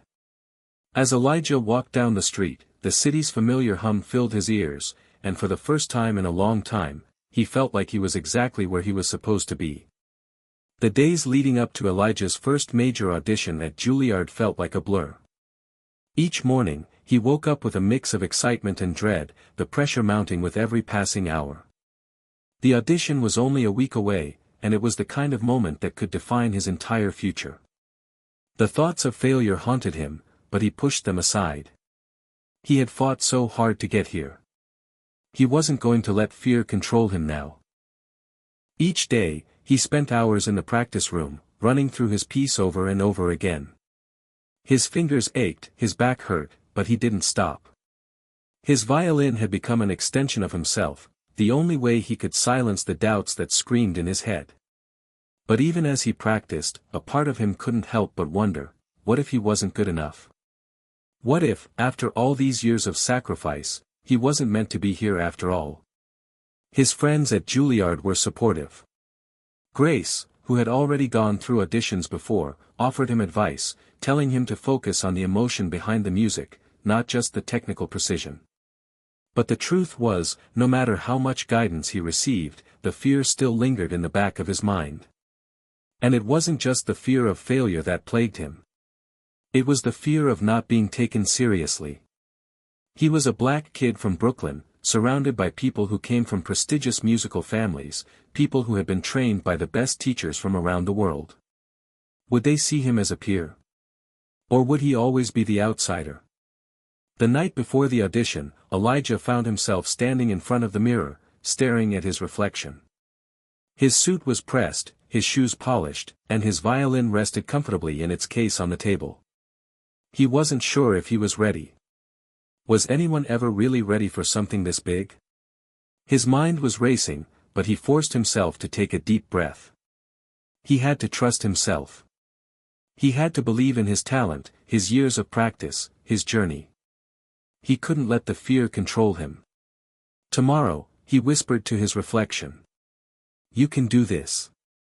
The next morning, Elijah dressed in his best suit, grabbed his violin, and headed out into the cold New York morning. He didn't speak much on the way to Juilliard, the weight of the day settling heavily on his shoulders. It wasn't just the audition that weighed on him. It was everything, the pressure to succeed, to prove that he belonged, to show everyone that he was more than the kid they had once mocked. As he entered the building, the nerves started to set in. He could see the other students milling around, some of them looking just as nervous as he was, others with an air of quiet confidence. Elijah tried to keep his focus, but his thoughts kept drifting to the others who had more experience, more resources. He felt like a fish out of water, trying to fit into a world where he wasn't sure if he belonged. Finally, the time came. Elijah stood in front of the door to the audition room, his heart pounding in his chest. The door was slightly ajar, and he could hear the sound of violins coming from inside. One by one, students were called in, each with their own moment to shine or fall short. Elijah Woods, a voice called from the doorway. His breath caught in his throat. This was it. He stepped forward, holding his violin tightly as though it was the only thing keeping him grounded. Inside the room, there was a panel of judges, each one staring at him intently. He had seen their faces before in magazines and on TV. These were the giants of the classical world, and now, they were going to judge him. His heart was racing as he made his way to the center of the room. The judge sitting at the head of the table, an older man with silver hair and a stern expression, motioned for him to begin. Elijah could feel the weight of their eyes on him, and for a moment, he almost froze. But then he took a deep breath and began to play. The piece he had chosen for the audition was one he had played 1,000 times before. It was challenging, emotional, and demanding. He had selected it because it told a story, his story. As his bow slid across the strings, the music began to flow, and for a moment, everything else faded away. The judges, the room, the fear, all of it disappeared. There was only him and the music. The notes rang out, clear and true, each one a reflection of the hours he had spent practicing, of the struggles he had faced. His fingers moved with precision, but it was the emotion in his playing that he wanted to convey, the raw, unfiltered expression of everything he had been through. Every note carried with it the pain of his past, the anger of being judged, the joy of overcoming obstacles. This wasn't just a performance. It was a declaration. He was here to stay. For the first time since he had walked into the room, Elijah felt at peace. The violin became an extension of his soul, and he played with all the power and conviction he could muster. The judges were silent, their eyes fixed on him, and for a moment, it felt like they were all holding their breath. The piece reached its crescendo, the final notes lingering in the air like a prayer. When he finished, there was a brief moment of silence before the older judge spoke. "Thank you, Elijah," he said, his voice calm but firm. "That was impressive." Elijah's heart skipped a beat. Impressive? That was all. He tried to read the faces of the judges, but they were impossible to read. Was that a compliment or a dismissal? He stood still, waiting for more. The judge continued. "You have great technical skill, but there's something missing. The emotion, what you felt, didn't quite come through as strongly as it could have." Elijah nodded, fighting to keep his composure. He knew they were right. He had gotten lost in the mechanics of the piece, too focused on hitting every note perfectly. But music wasn't just about hitting the right notes. It was about telling a story. It was about vulnerability. And he hadn't given them enough of that. The judge looked at him thoughtfully. "But you have potential. A lot of it. We'd like to see you again." Elijah's heart soared. He had done it. It wasn't perfect, but it was enough. He had earned another chance. "Thank you," he said, his voice steady. He could feel the smile tugging at the corner of his mouth. For the first time in a long time, he felt like he had something to prove. And he was going to prove it. As he walked out of the audition room, the weight of the day lifted slightly from his shoulders. He wasn't there yet. But he was getting closer. The days following Elijah's audition were a strange mix of exhilaration and anxiety. He had done what he set out to do, prove that he belonged. But as he walked back through the doors of Juilliard after the audition, the weight of the experience began to settle on him, and a part of him couldn't help but feel uncertain. He had been given another chance, but that didn't guarantee success. It wasn't enough just to be good enough anymore, he had to be exceptional. The feeling of validation from the judge's words still echoed in his head, but so did the critical remarks. The emotion didn't come through as strongly as it could have. Those words haunted him. He had to do better. He had to go beyond the technical. For the first few days, Elijah threw himself into his practice, trying to refine every inch of his performance. The piece he had chosen for the audition felt like a part of him now, but he knew he needed to dig deeper, to be more vulnerable, to connect to it in a way that would allow the judges to feel the soul of his music. Every note, every phrase had to come alive, not just for him, but for everyone listening. But as much as he worked, doubts crept in. What if the second time wasn't enough? What if, despite everything, he still wasn't good enough for Juilliard? It wasn't just about technical skill anymore. It was about artistry, about depth, things Elijah was still learning to tap into. He wasn't sure if he had the emotional maturity to express what needed to be expressed. Could he pull it off? Then there were the conversations with Grace, who had been one of his biggest supporters through this entire process. Grace was a few years older than him, and she had already been accepted into Juilliard's advanced program. She understood the pressure Elijah was under, but she also knew what he was capable of. "Elijah, you're doing great," Grace would say whenever he doubted himself. "You've got the skill. Now it's about trusting yourself, your story, your journey. It's about owning it and letting the music speak for you." But the words didn't always calm him. No matter how much Grace reassured him, he couldn't help but feel like he was still fighting an uphill battle. The hardest part was the silence after the audition. There was no immediate feedback. No guarantee that he had done enough. Days passed without any word from the Juilliard admissions committee, and every moment that went by seemed to add a layer of uncertainty. Elijah spent his nights practicing the piece he had played for the judges, running through it again and again, but it still didn't feel perfect. The fear of rejection weighed on him heavily. Then came the day. The day when he received the email that would change everything. Elijah sat at his small desk in his apartment, his hands trembling slightly as he opened his laptop. The email from Juilliard's admissions office was in his inbox. His heart pounded in his chest. He hovered over the mouse for a moment, unsure if he was ready for what he might find. With a deep breath, he clicked. Dear Elijah Woods. Thank you for your recent audition at Juilliard. We were impressed with your technical ability and the passion you brought to your performance. After careful consideration, we would like to offer you a place in our incoming class. Elijah's mind raced. He read the words again, his pulse quickening. Did it really say what he thought it did? He looked at the sentence one more time, just to make sure it wasn't a dream. He blinked rapidly, his eyes threatening to well up. We are excited to offer you a spot in our violin program. He exhaled. It was real. The validation he had been yearning for was finally his. A sense of joy and relief washed over him. He had done it. He had made it. Juilliard had accepted him. But alongside the elation, a wave of exhaustion hit him. All the sleepless nights, the hours of practice, the fear of rejection, all of it had led to this moment. It was like an enormous weight had been lifted from his shoulders. But the next chapter was just beginning. Still, as he sat in his room, staring at the acceptance letter, another thought crossed his mind.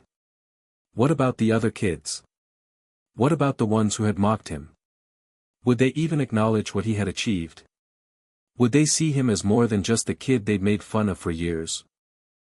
The next day, Elijah went back to Juilliard's campus to share the news with Grace and the few other friends he had made during his time there. When he entered the practice room, Grace was already there, working on a new piece for her recital. She looked up when he walked in, her face lighting up with a smile as she saw the paper in his hand. Well? She asked, raising an eyebrow. Elijah grinned, holding up the acceptance letter. I got in. Grace's eyes widened in excitement, and she jumped up, giving him a quick hug. I knew it. You were born for this, Elijah. I'm so proud of you. The joy that radiated from her was contagious. Elijah felt like he could finally breathe again, the tension in his chest loosening. It wasn't just about getting in, it was about having someone who believed in him, someone who understood what this meant. Later that afternoon, as Elijah walked through the campus, he noticed a few familiar faces, his classmates from the audition. He felt their eyes on him, and for a split second, he wondered if they knew. But then he realized something. It didn't matter. The letter in his hand was all the proof he needed. He had made it on his own terms. The days that followed were a blur of excitement and planning. Elijah told his family, who were overjoyed and proud of his accomplishment. He knew he was on the verge of something big, something that could change his life forever. But even as he celebrated, there was an underlying fear that remained. Juilliard was just the beginning. Now, the real work started. He had to prove that he deserved to be there, that he wasn't just some kid from Brooklyn who had gotten lucky. He had to show them that he was more than the sum of his struggles, more than just a black boy with a violin. And no matter what, he was ready for it. He had worked too hard to back down now. The first day at Juilliard was like stepping into a new world, a world that both fascinated and terrified Elijah. He had imagined it 1,000 times, dreamt of it, but now that it was real, he couldn't help but feel overwhelmed. Every corner of the building, every room, every face seemed to carry the weight of expectations, and Elijah felt it pressing down on him like an unrelenting force. Juilliard wasn't just a school, it was a crucible, a place where only the strongest survived. He had made it in, but that was just the beginning. The real challenge was proving that he belonged, that he could not only survive here but thrive. The halls were filled with other students who, in Elijah's eyes, seemed like masters of their craft. There were violinists with flawless technique, pianists who made their instruments sing with every note, dancers whose bodies moved like poetry. It was all so overwhelming. He was one of them now, but he still felt like an outsider.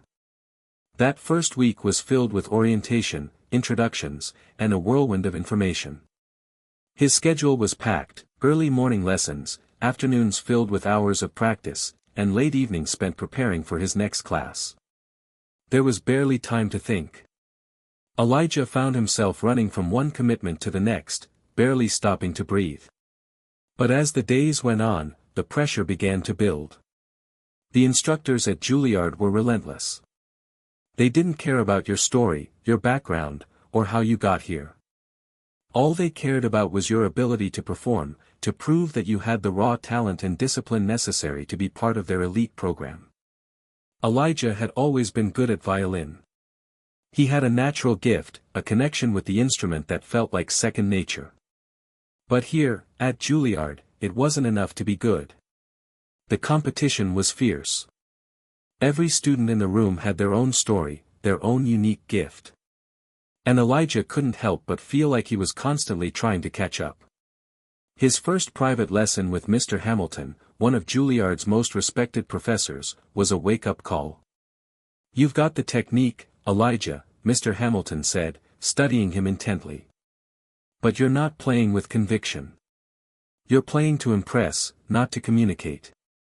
You need to feel the music, not just execute it. That's where you're falling short." Elijah swallowed hard, the sting of criticism hitting him like a slap across the face. He had practiced that piece for weeks, making sure every note was perfect. But it wasn't enough. He had focused so much on making everything technically flawless that he had missed the heart of the music. Mr. Hamilton's eyes softened a little, though his tone remained firm. "You're here because you have potential, Elijah. But don't think for a second that it's enough to just be technically proficient. You need to dig deeper. Let the music speak through you, not just with you." As Elijah left the lesson, he couldn't shake the feeling of inadequacy that settled in his chest. He wasn't just fighting for a spot at Juilliard, he was fighting for his identity. The fear of not being good enough, not measuring up to the standards of this prestigious school, began to gnaw at him. What if he couldn't make it? What if his dreams were too big for him to handle? At night, when he was alone in his dorm room, Elijah practiced, pouring his heart into the music, trying to do what Mr. Hamilton had suggested. He felt the strings under his fingertips, the bow pulling across the surface of the violin, but something was still missing. His playing was technical, yes, but it lacked the soul, the emotion that the piece demanded. It wasn't just the professors at Juilliard who were pushing him to his limits. His classmates were, too. He had quickly realized that every student here was an incredibly talented musician, and some of them were better than him. It didn't take long before Elijah started to feel like the odd one out. He wasn't the best. He wasn't the prodigy. He was just another student struggling to prove that he deserved to be there. One afternoon, he found himself sitting in the practice room, feeling the weight of his thoughts.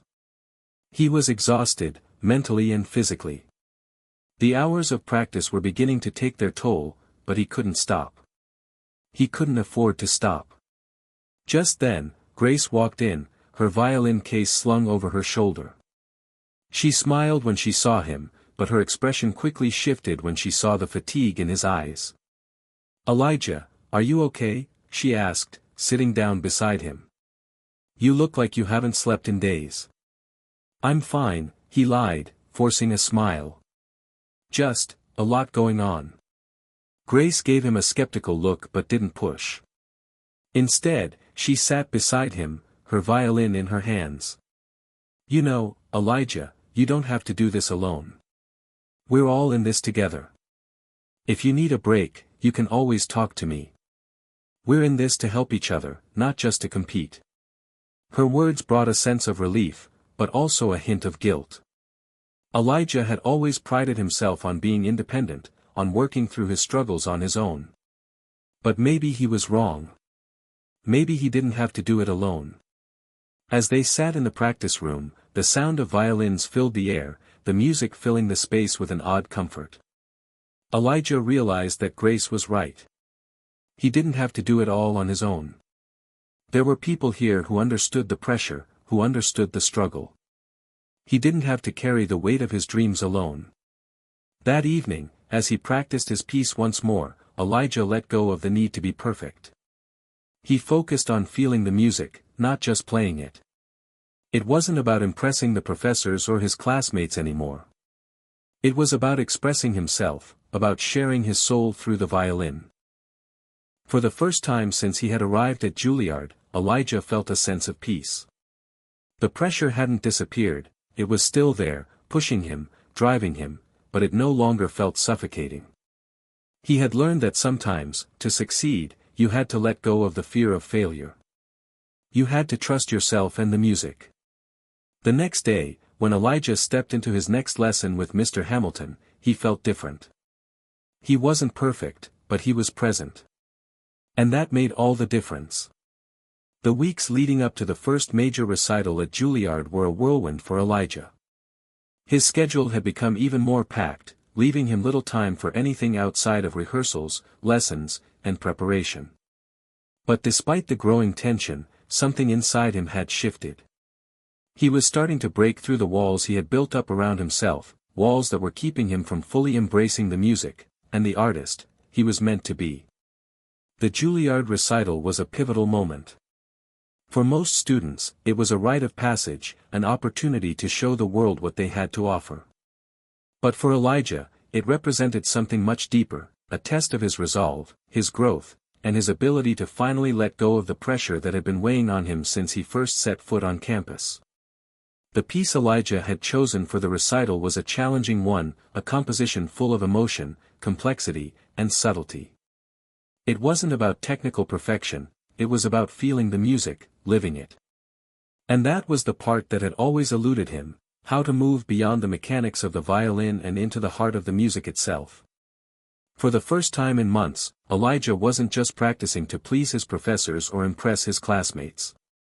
He was practicing to connect with the music on a deeper level, to truly feel what he was playing. The process was slow, frustrating at times, but each day, the connection became stronger. The violin, once just an instrument, became an extension of himself. On the morning of the recital, Elijah woke up early, as he had every day, but this time, there was something different in the air. The weight of expectation, the suffocating pressure, was gone. He felt lighter, more at ease with himself. It was as though he had finally shed the fear that had held him back for so long. He stood in front of the mirror, adjusting his bow tie and tuxedo jacket. The reflection staring back at him was still the same, Elijah, the boy who had been mocked and belittled by bullies, the boy who had doubted himself and wondered if he would ever belong. But now, that reflection seemed stronger, more confident, as if the struggles had forged a new version of him. "Tonight's the night," he whispered to himself, a smile tugging at the corners of his lips. Grace knocked on the door of his dorm room just as he was about to leave. She had been with him every step of the way, supporting him during his hardest moments and celebrating his victories. Her presence was a reminder that, no matter how tough things got, he wasn't alone. "Are you ready?" she asked, her voice filled with excitement and concern. Elijah turned to face her, nodding. "I think I am. I feel different, Grace. I've been practicing for so long, but today, I'm not just playing the violin. I'm going to live it." Grace smiled, her eyes sparkling with pride. "That's the spirit, Elijah. Go out there and show them who you are." As they made their way to the concert hall, the excitement in the air was palpable. The building was packed with students, professors, and other musicians, all waiting to see the next generation of talent. Elijah's heart raced as he stepped into the backstage area, his mind swirling with anticipation. This was the moment that could define his future, his moment to prove to everyone, especially himself, that he had what it took to be here. The concert hall was magnificent. The grand stage, the lights shining down from above, the silence of the audience, it all felt so surreal. Elijah took his seat backstage, listening to the sounds of the other performers warming up. He could hear their violin strings vibrating, the soft tapping of feet, and the occasional deep breath. It was a symphony of nerves and excitement, and for the first time, Elijah felt like he belonged to this world. His name was called, and his heart skipped a beat. It was time. Taking a deep breath, Elijah stepped onto the stage. The bright lights made it difficult to see the audience, but he could feel their presence, their eyes on him, waiting. His hands trembled slightly as he adjusted his violin, but the moment he set the bow to the strings, something inside him clicked. He wasn't afraid anymore. He was here to play, not to impress. The first notes rang out through the hall, and Elijah felt the music wash over him. He wasn't thinking about technique, or what the professors might be judging, or whether his classmates were comparing him to others. He was simply playing. Each note flowed from him, a part of him. The music spoke for him, told a story that only the violin could tell. The audience was silent, enraptured. The sound of the violin echoed through the hall, and for a brief moment, everything else disappeared. Elijah was no longer just a student at Juilliard. He was an artist, connected to the music, and the music was connected to him. It was as though he had tapped into a source of power and creativity that he had never known existed. But as the piece progressed, something unexpected happened. Elijah began to feel a surge of emotion. The weight of everything he had been through, the bullies, the doubts, the struggle to fit in, the pressure to succeed, began to surface. The music became a cathartic release, a way for him to process all the pain and frustration he had carried with him for so long. Tears welled in his eyes, but he didn't stop. He poured every ounce of his soul into the music, letting it carry him through the highs and lows of the piece. His fingers moved with precision, but his heart was guiding them. This wasn't just a performance, it was a transformation. When the final note rang out, there was a brief moment of silence before the audience erupted into applause. Elijah stood still, his heart racing, as he took a deep breath. The applause was overwhelming, but it wasn't the applause that mattered. It was the feeling inside of him, the feeling of being free, of finally being able to express himself fully. Backstage, Grace was waiting for him, her face beaming with pride. "You did it, Elijah. You were amazing." Elijah smiled, his chest swelling with pride. "I didn't just play the violin tonight, Grace. I became the violin." And in that moment, Elijah knew that his journey was far from over. This was just the beginning. After the recital, everything changed for Elijah. The standing ovation, the praise from professors, and the attention from peers had opened doors to opportunities he had only dreamed about. He was no longer just another Juilliard student, he was Elijah Montgomery, the prodigious violinist with the raw talent to change the classical music world. But with success came a price. At first, the transition was exciting. Invitations to perform at exclusive events, offers from prestigious music labels, and media interviews flooded in. Elijah's phone never stopped buzzing, his inbox constantly filled with requests. He was suddenly the talk of the town, the student everyone wanted to be around. The world he had once felt disconnected from now seemed to be within his grasp, and he had to keep up with the whirlwind pace of his newfound fame. However, as the weeks went by, Elijah began to feel the weight of it all. The pressure was no longer just about playing music, it was about being perfect. His every move was scrutinized. Each time he stepped onto the stage, there was a sense of expectation, as if he had to prove himself all over again. At first, Elijah thrived under the attention. He played in front of sold-out audiences, his performances hailed as revolutionary. His violin solos became the stuff of legend, and more people began to recognize his name. But the deeper he got into the world of fame and success, the more isolated he felt. He missed the simplicity of his life before all of this. The nights when he could sit quietly in his dorm room, practicing his violin without the weight of the world on his shoulders. Now, it seemed like every moment was scheduled, every minute accounted for. The joy of playing music was being overshadowed by the constant need to maintain his status, to live up to the expectations others had for him.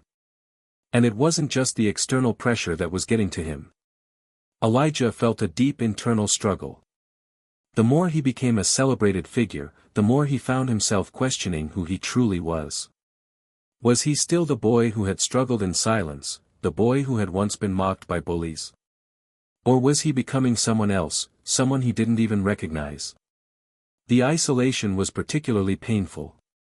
His friends from Juilliard, who had once been a source of comfort and support, now felt distant.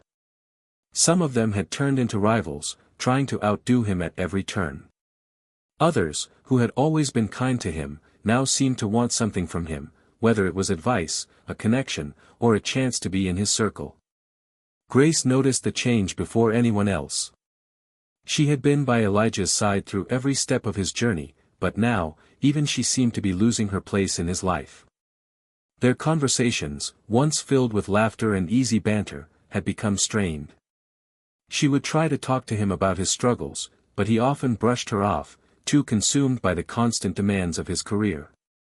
One evening, after a particularly grueling day of interviews and rehearsals, Elijah found himself sitting alone in his apartment. The weight of everything was pressing down on him. He had just come back from a performance that had received standing ovations, but all he could think about was how exhausted he felt. Not physically, but emotionally. His heart wasn't in it anymore. Music had become a job, not a passion. That night, he picked up his violin, not to practice for an upcoming performance, but to simply play. He didn't care about technique, or the perfect notes.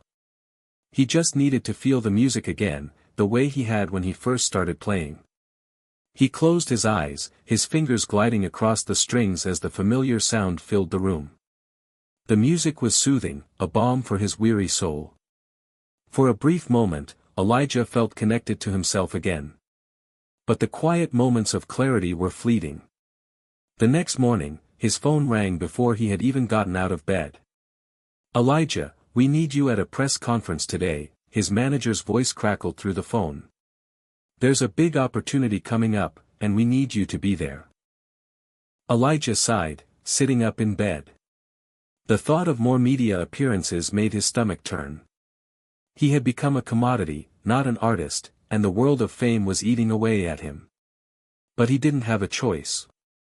He couldn't afford to turn down these opportunities, not when his career was at its peak. So, he threw on a suit, grabbed his violin, and went through the motions once again. At the press conference, Elijah stood before a sea of cameras, the flashes blinding him. Journalists asked him the usual questions about his rise to fame, his upcoming performances, and his thoughts on being a role model for young musicians. Elijah smiled, answered the questions, and played the part of the charming, talented musician. But inside, he was numb. He could feel himself slipping further away from the person he once was. The pressure began to mount even further as Elijah's fame grew. He was expected to attend high-profile galas, perform at exclusive events, and give countless interviews. His calendar was full for months in advance. Every minute of his day was accounted for, and every hour was spent either practicing or being paraded in front of a camera. One night, after a particularly exhausting gala, Elijah found himself alone in a hotel room. His phone buzzed again, another message from his manager. "Great job tonight. But we need to talk tomorrow about upcoming performances. We're lining up some huge events. You'll be in front of international audiences." Elijah's chest tightened. This wasn't what he had signed up for. It wasn't what he had dreamed of. The fame, the constant attention, it was suffocating. He put his phone down and stared out the window at the city lights. In that moment, he felt completely alone. The applause, the standing ovations, the glowing reviews, they all felt meaningless now. He had lost touch with the very thing that had brought him to this point in the first place, his love for music. But even in that dark moment, something inside him shifted. He realized that he couldn't let this continue. He had to find a way to reclaim the joy he once felt when he picked up his violin. He couldn't let the pressure of success strip away the one thing that had given him purpose. The road ahead would be difficult. He would have to confront the demands of his career, the expectations of his fans and his managers, and perhaps even his own doubts. But Elijah knew one thing for sure: if he was going to survive this, he had to do it on his own terms. The price of success was high, but Elijah was ready to fight for his soul. The days that followed that lonely night in the hotel room were marked by a sense of resolve. Elijah had made up his mind, he would no longer be a puppet in the world of fame. He had to reclaim what was his, what he had worked for, but more importantly, what he had almost lost, the love of music and the freedom to play for himself, not for others. It wasn't going to be easy. The demands on his time, the constant invitations, and the expectations from his managers and fans were relentless. But Elijah's heart had been awakened again, and this time, he wasn't going to let anything or anyone take that away from him. The first step was simple, yet profound. He decided to cancel several upcoming performances and interviews. At first, the shock from his team was palpable.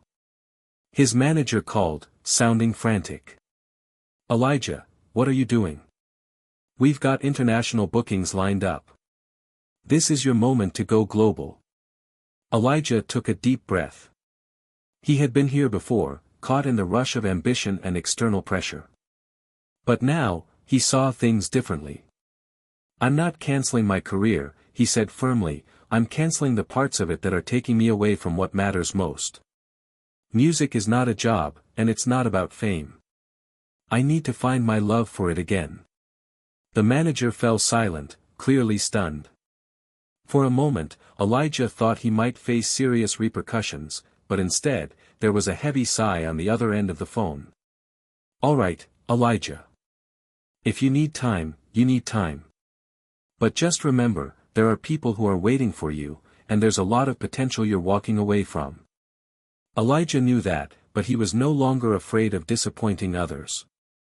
He had spent too long trying to meet everyone's expectations, losing himself in the process.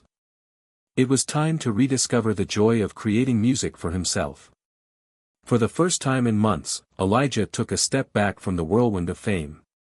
He spent the following days in his apartment, doing nothing but playing the violin for hours on end. It wasn't about perfect technique or impressing anyone, it was about reconnecting with the music. The notes flowed freely once again, and with each bow stroke, Elijah felt lighter, as if the weight of the world was slowly lifting from his shoulders. One evening, Grace came over to visit. She had heard about his decision to step back, and while she was supportive, she could see the toll it had taken on him. "Elijah," she said softly, sitting beside him as he put his violin down. "I've seen you play more beautifully than anyone I know. But I haven't seen you truly live in a long time. You're always chasing something. What are you really after?" Elijah smiled weakly. "I used to think I was chasing success, fame, recognition, all of that. But now I see it wasn't success I was after. It was peace.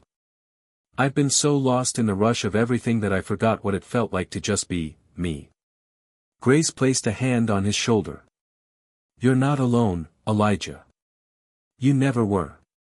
You have people who love you, who believe in you. And that's more valuable than any award or standing ovation." Her words hit him hard. For the first time in a long while, he felt truly understood. Grace had been by his side through the highs and lows, and now she was reminding him that he wasn't just the violinist with extraordinary talent, he was Elijah, the person who had struggled, who had endured, and who had never given up. That night, Elijah made a promise to himself. He would return to the stage, but not as the person he had been before. He would perform on his terms, with no external pressures. And when he did, it would be for the love of music, not the fear of losing it all. Weeks passed, and Elijah began to reconnect with his roots. He revisited the music he loved as a child, the songs that had first made him fall in love with the violin. He dug through old compositions, played simple scales, and practiced pieces that were raw and emotional. The joy of playing had returned, and with it, a sense of freedom he hadn't felt in months. Soon enough, Elijah was back in front of an audience. But this time, there was no massive press conference, no media buzz, no grandiose expectations. Instead, he took the stage at a small, intimate venue, a local theater that he had played in years ago when he was just starting out. The crowd was small, but Elijah knew this was where it all began, this was where he had first felt the magic of sharing music with others. He stepped onto the stage, his heart pounding, not from nerves, but from anticipation. The violin in his hands felt like an extension of himself. He looked out at the audience, the faces lit by the soft glow of stage lights. There was a sense of familiarity, of comfort. For the first time in months, he felt at home.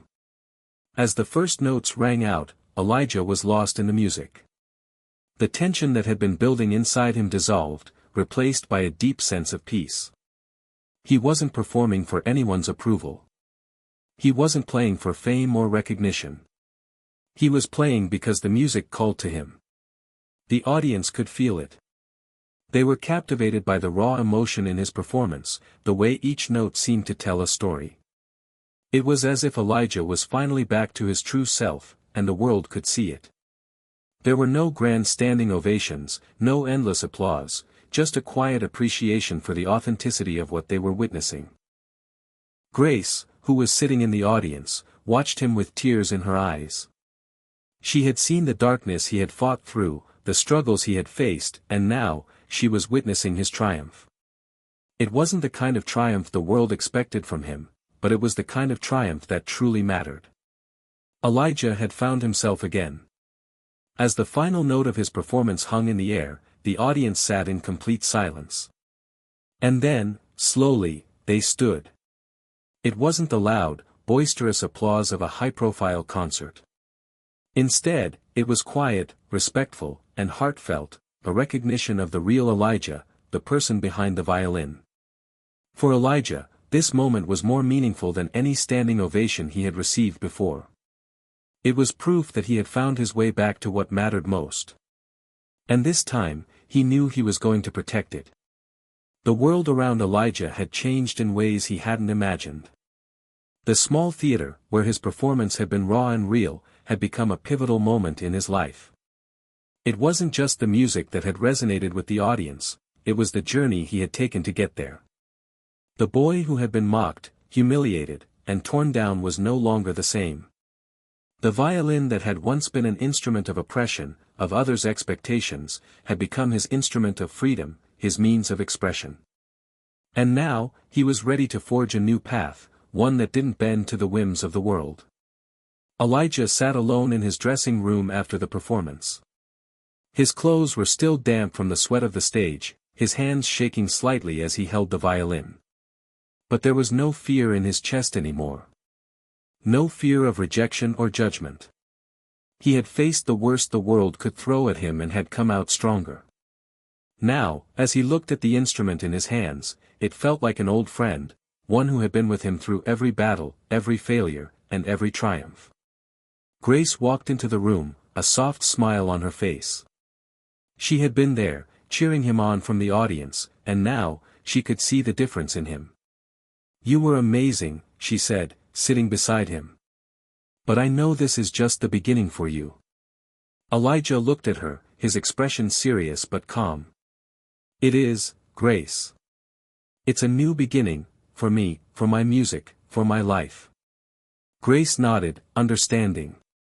She had been with him through every phase of his journey, and she knew how hard he had worked to get here. She had seen him struggle and stumble, but she had also seen him rise. Elijah wasn't just a talented violinist anymore, he was a man who had found his purpose. "I've been thinking a lot," Elijah continued, his voice steady. "I don't want to be a part of the circus anymore. No more press conferences, no more tours that take me away from what matters. I want to make music that comes from my soul, music that connects with people on a deeper level. I don't care about the fame or the money, I care about the impact I have. I want to make something real." Grace smiled softly. "And you will. You've already started, Elijah.